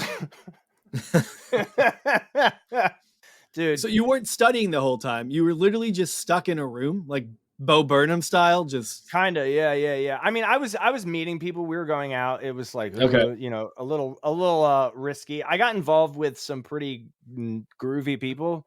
Real like art collective kind of. So Poland is pretty like, I guess polarized economically. There's pretty much like upper class, and then there's lower class. There's not a whole lot. Like there's a little bit of fringe on either side of each one, but like, you know, the disparity between, and so it's kind of like the super wealthy people, they like don't even live in Poland. You know what I mean? So like, it's not a wealthy country. So like, I was like a fucking rock star. I had so much goddamn money because like it's like, I don't even, it's like, I think 20 something cents to the dollar. So like, you know, you buy a pack of cigarettes and a bottle of vodka. It's like 36 zloty. That's like $9. Not even. You know what I mean? So you can imagine what I did every day. The one thing that I guess I did sort of have an awakening. I know I'm being using quite a bit of hyperbole here, but it was being stuck there. Like in the whole, I can't go into everything with the academic system. It's so totally different in other countries. Like it's like weird. They're like, well, you'll be taking 32 credits. I was like, what? It's like, wait, what? I'm sorry, 32 credits in one semester. I'm like, that's like a whole fucking program. Yeah. I was like, I'm not doing that. But like, honestly, the classes just kind of didn't even happen.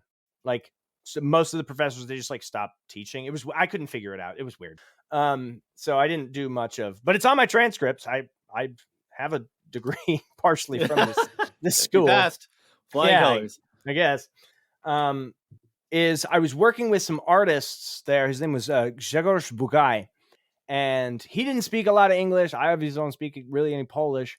But like we realized very quickly that we had like a lot in common, like a lot of sensibilities, like artistically and aesthetically, very similar interests and things. So we started, and we were living together, and we just started making these like sort of avant-garde, absurdist movies, videos, like short films, kinds of things. And I would like, you know, do the music for them. And he was like a visual artist, a painter, and so he would do some graphic design stuff, and we would just do all kinds of like, think kind of like old weird like Warhol mixed with Jackass kind of like, but with like a Eastern European flair to it. So, you know, like kind of weird stuff. You know, painting the ceiling with mustard and then like rolling in it. It's weird. Okay. How do you roll on the ceiling? Yeah, it's just, dude, that's what I'm telling you. I was only half awake the whole time. So art is what my church said it was. Did you get a grant from the Clinton Foundation? No, I got it through Erasmus. Right. No, absolutely not. And then from there, I realized I was like, you know what? This like, you know, I got into like electronic music, a lot more so EDM music, and, you know, more music production. You know, I was stuck. I had a shitty little Acer laptop. I didn't have like my whole studio here. So I had to start being very resourceful with my materials. And I realized the Polish are very, very resourceful people. because there's not a lot of money there, and it was actually pretty empowered. Like the Polish, I loved my time in Poland. Like, don't get me wrong, I kind of fucked it up. I still sometimes think that I squandered my time. But yeah, and then it kind of got me thinking about just like, I was like, hey man, like I've always been like afraid to like be myself, you know what I mean? Just like, but like there I would just like be myself, and they're like, hey Seth, this man is so good for us now here. It is like we're not for all the time. It's just for us. You doing is so good. And I'm like, yeah, affirmation. I was like, almost like I had never really experienced that. And so it just encouraged me to, that was my super racist Polish impersonation. You got the accent down, man. I mean, if you're listening, it sounds like a Polish person walked into your room and said all of that. So. Yeah, we're all white here. I used to, yeah. I have a funny story about that, but maybe not for this.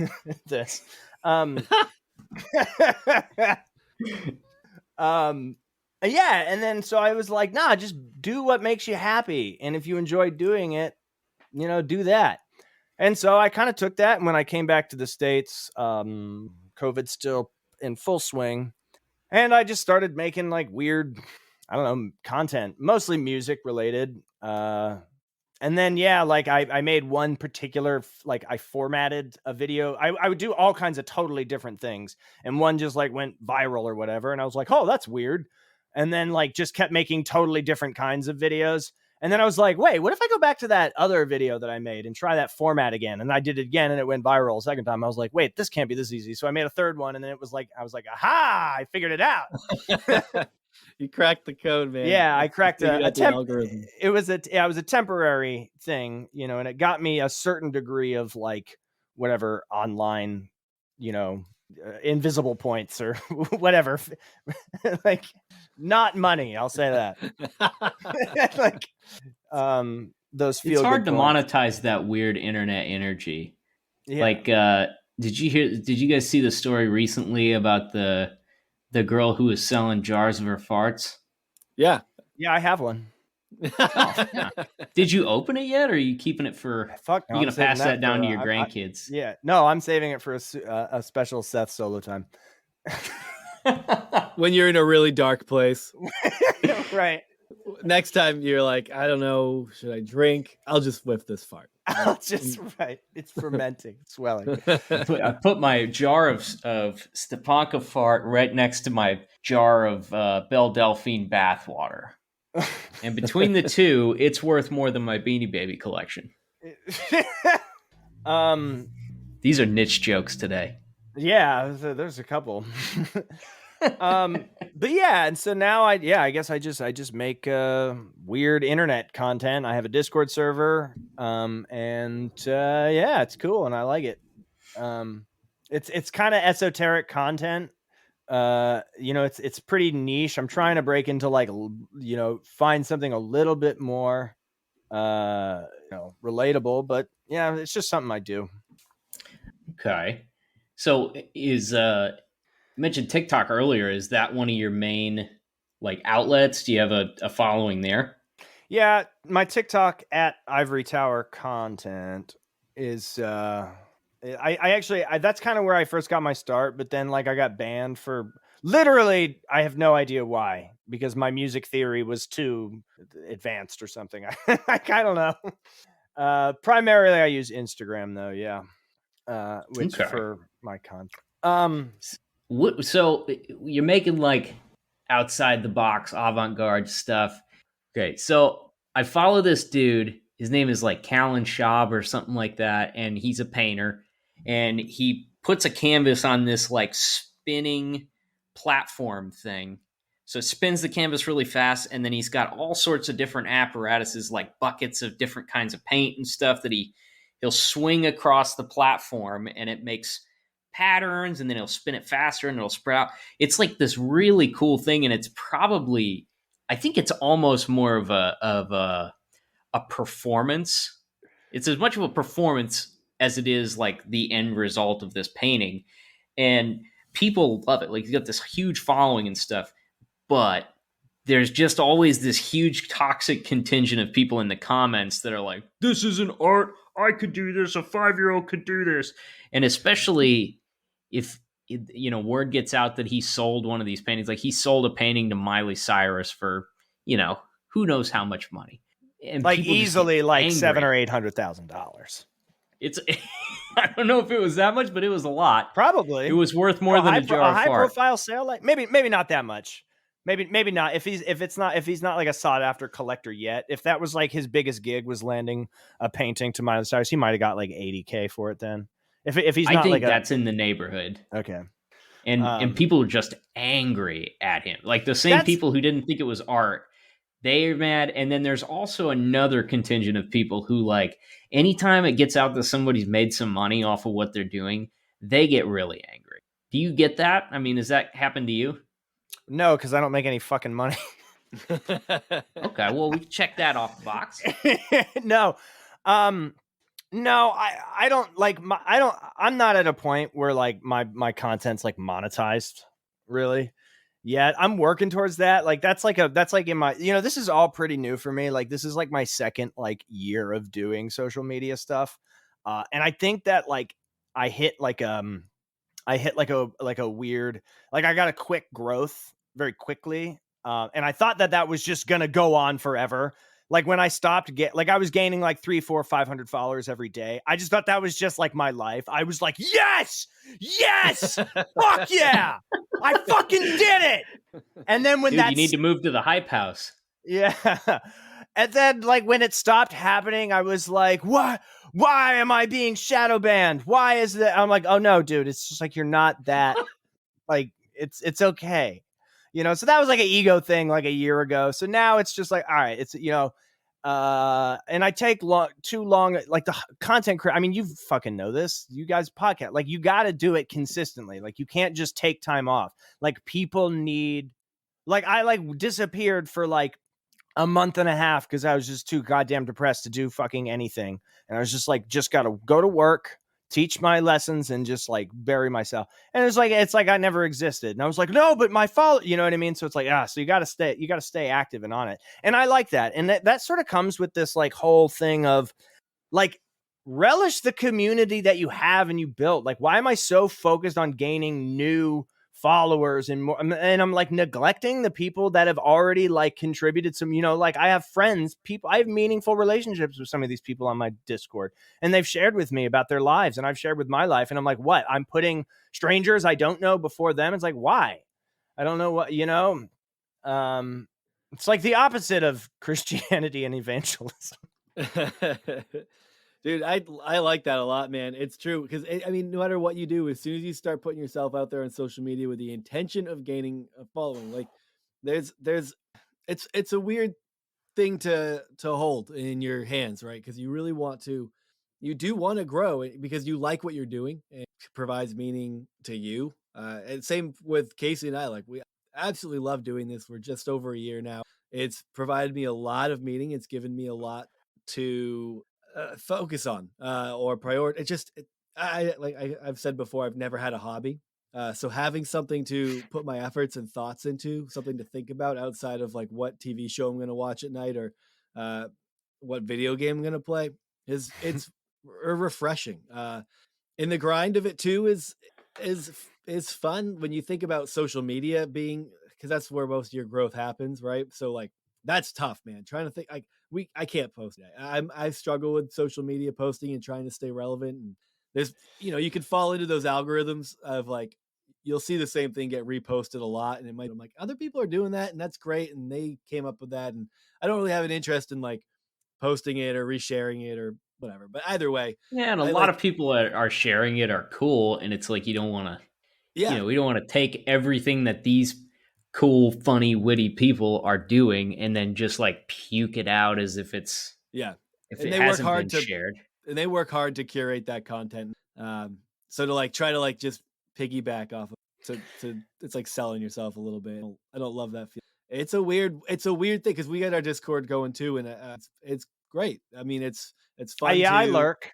I don't post, but I lurk. You're a lurker. I'm a lurker. It's fun to hear people's stories and it's not we'd like it to be a little bit more active. We've talked about that, but like it's just even if it's a place for people to dump that shitty family gathering they had, or that funny meme that they found, or whatever. It's a place to put something where people understand you in way that's meaningful to me. Like the people who've been listening for 6, 7, 8. I mean, that's been who've shared it with their friends, who whatever. I mean, that's all. It's so awesome. I hear what you're saying. Wanting to be able to just not take that for granted and invest in the community that you've already.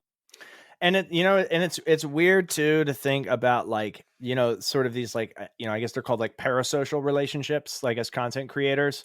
Yeah. But then you realize, like, I realized pretty quickly, like I had like a couple of months where I was like quote unquote TikTok famous, and like I would like live stream and like hundreds of people watch. I'm like, yeah, like this is my life now, like I already said. But like that tape, that goes away pretty. Back to Warhol, right? Everybody in the future, everybody gets their 15 minutes of fame. But it kind of puts it almost sort of recontextualizes your personal relationships. My sister for Christmas gave me this drawing. I guess I don't have to show it. No one will see it. But and it was like, it's me, and it's like the emoji that I use, and it has my little slogan, art, music, and the absurd. And it was like the first time that somebody in my family or in my friend group or anybody outside, anybody within my like IRL community actually gave me something or showed validation to my content. And it was like powerful. I was like, yeah, whatever. I get like DMs every day or whatever. Not like a lot, but people talk to me, people engage with me, it's like, that's weird awesome, when I like when I respond to like a DM and somebody's like, oh my God, I didn't think you'd see this. I'm like, what? Like, I'm a person. Like, or whatever. And so then like they're like it, like I know that people like none of my friends, my family, like nobody fucking follows my content, and like I'm okay with this. I'm okay with certain family members not following our 10, but I know what you're saying.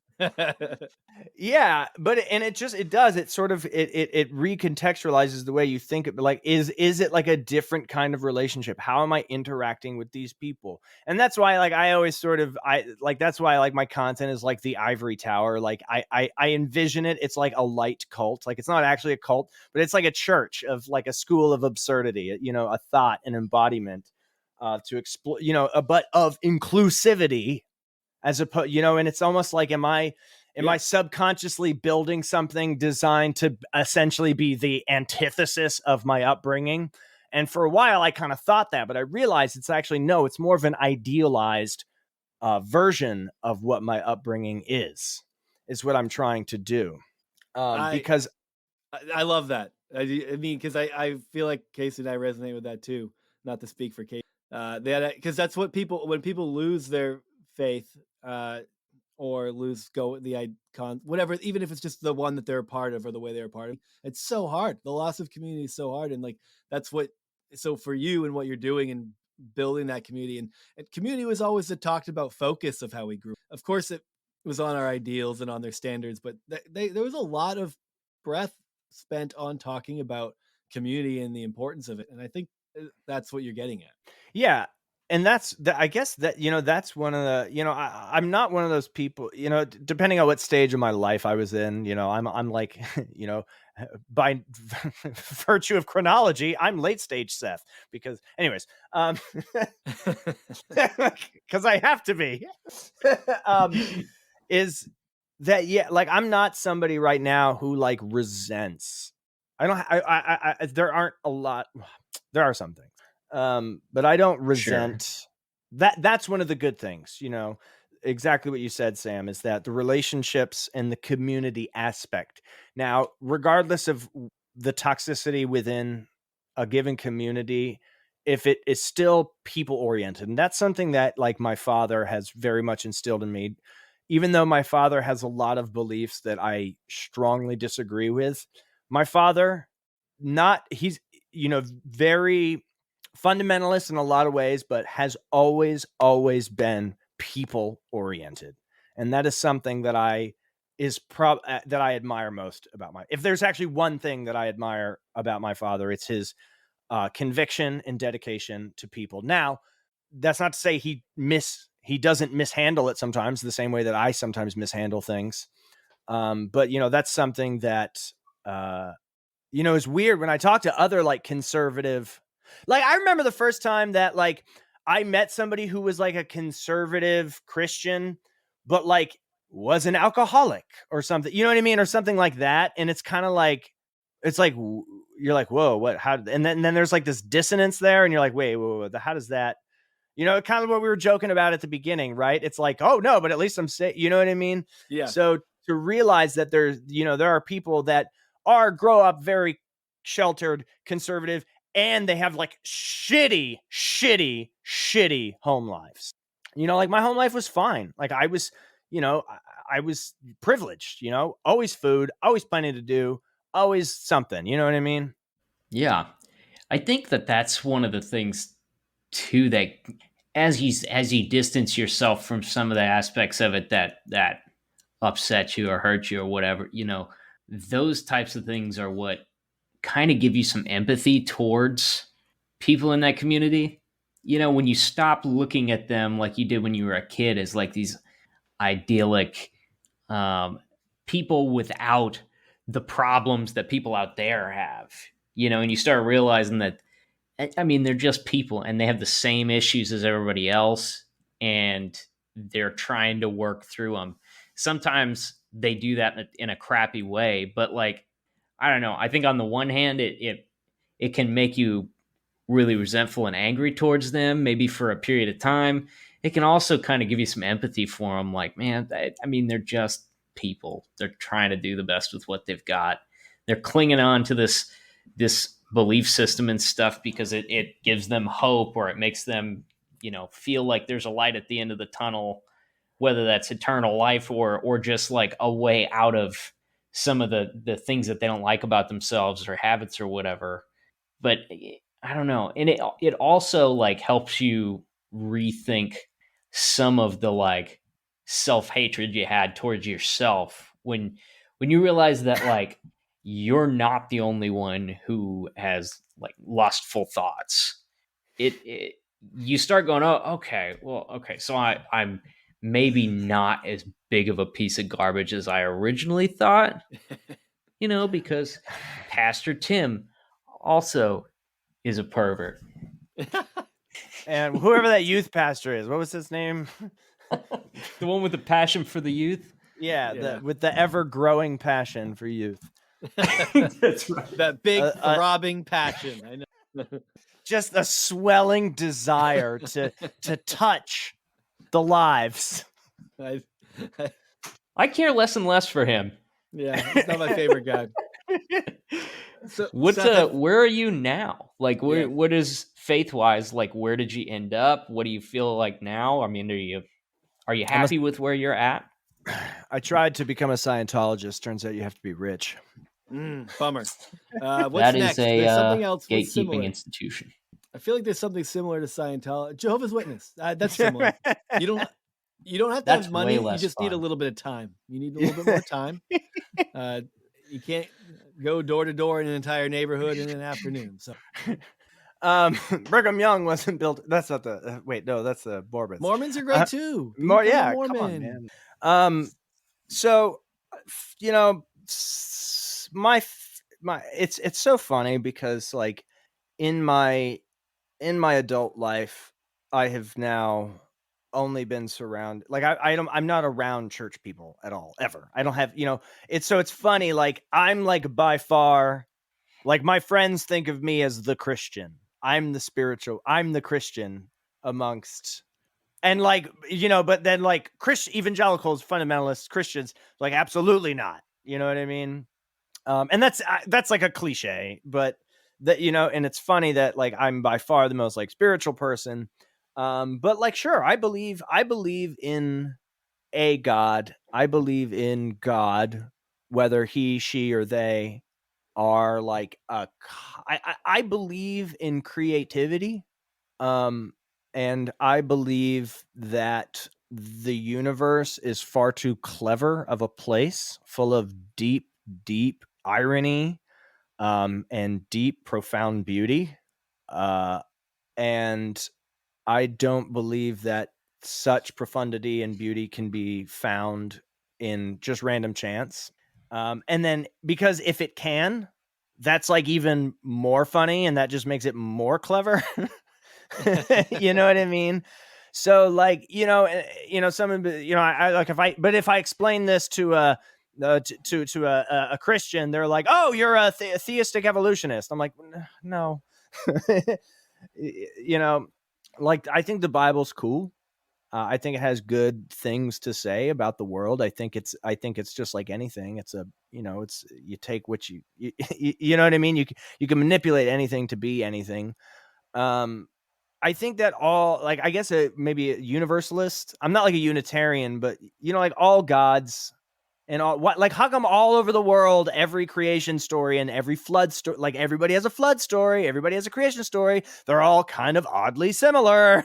Like, Yeah, I'm not it's like it's like almost like there.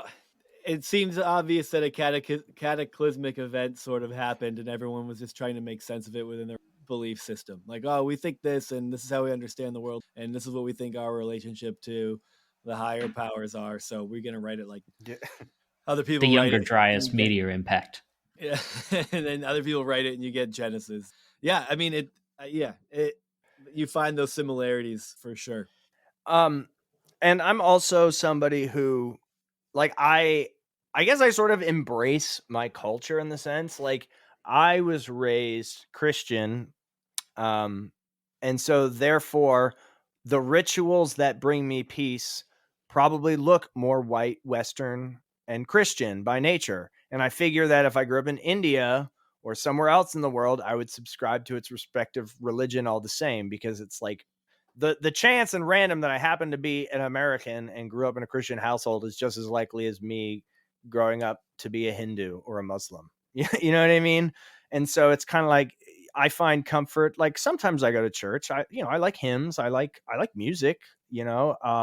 I think the very few times that I have like I guess spiritual experiences would be musical experiences, and that's again that sort of connection to a creativity that is so much bigger than like the human consciousness. But honestly, that's also not to say that like I obviously believe in extraterrestrial life, because the universe is too fucking big. And I think Christians who say that there's no alien life are fucking stupid. Like, why, if there is a God, why would he not or they not create other life? Like, that's dumb. It's so small-minded. Because space isn't real, bro. Yeah, exactly. That's to And me there's when just- people say that alien life doesn't exist. That's like space an illusion. Just a big purple ceiling.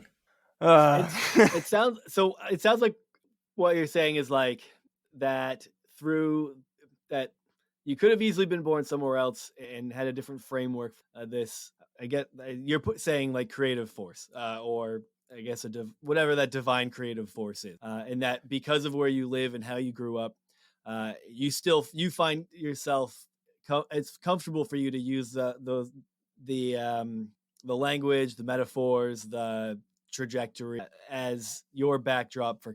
Would that force is that kind Yeah, but only privately. yeah. Like it's almost, it's like that's my template. You're like, sure, like I'm not gonna reinvent a whole new I mean, I might as if I was that creative, I would just make up my own religion, fill in the blank. It's like a Mad Lib. Religion is just the ultimate Mad Lib. Just like fill in, like enter creator, enter creation, you figure out the rest. Yeah. Like Take it. afterlife, like, Midichlorians fit in there somewhere. yeah, I might as well be a fucking Jedi. I don't know.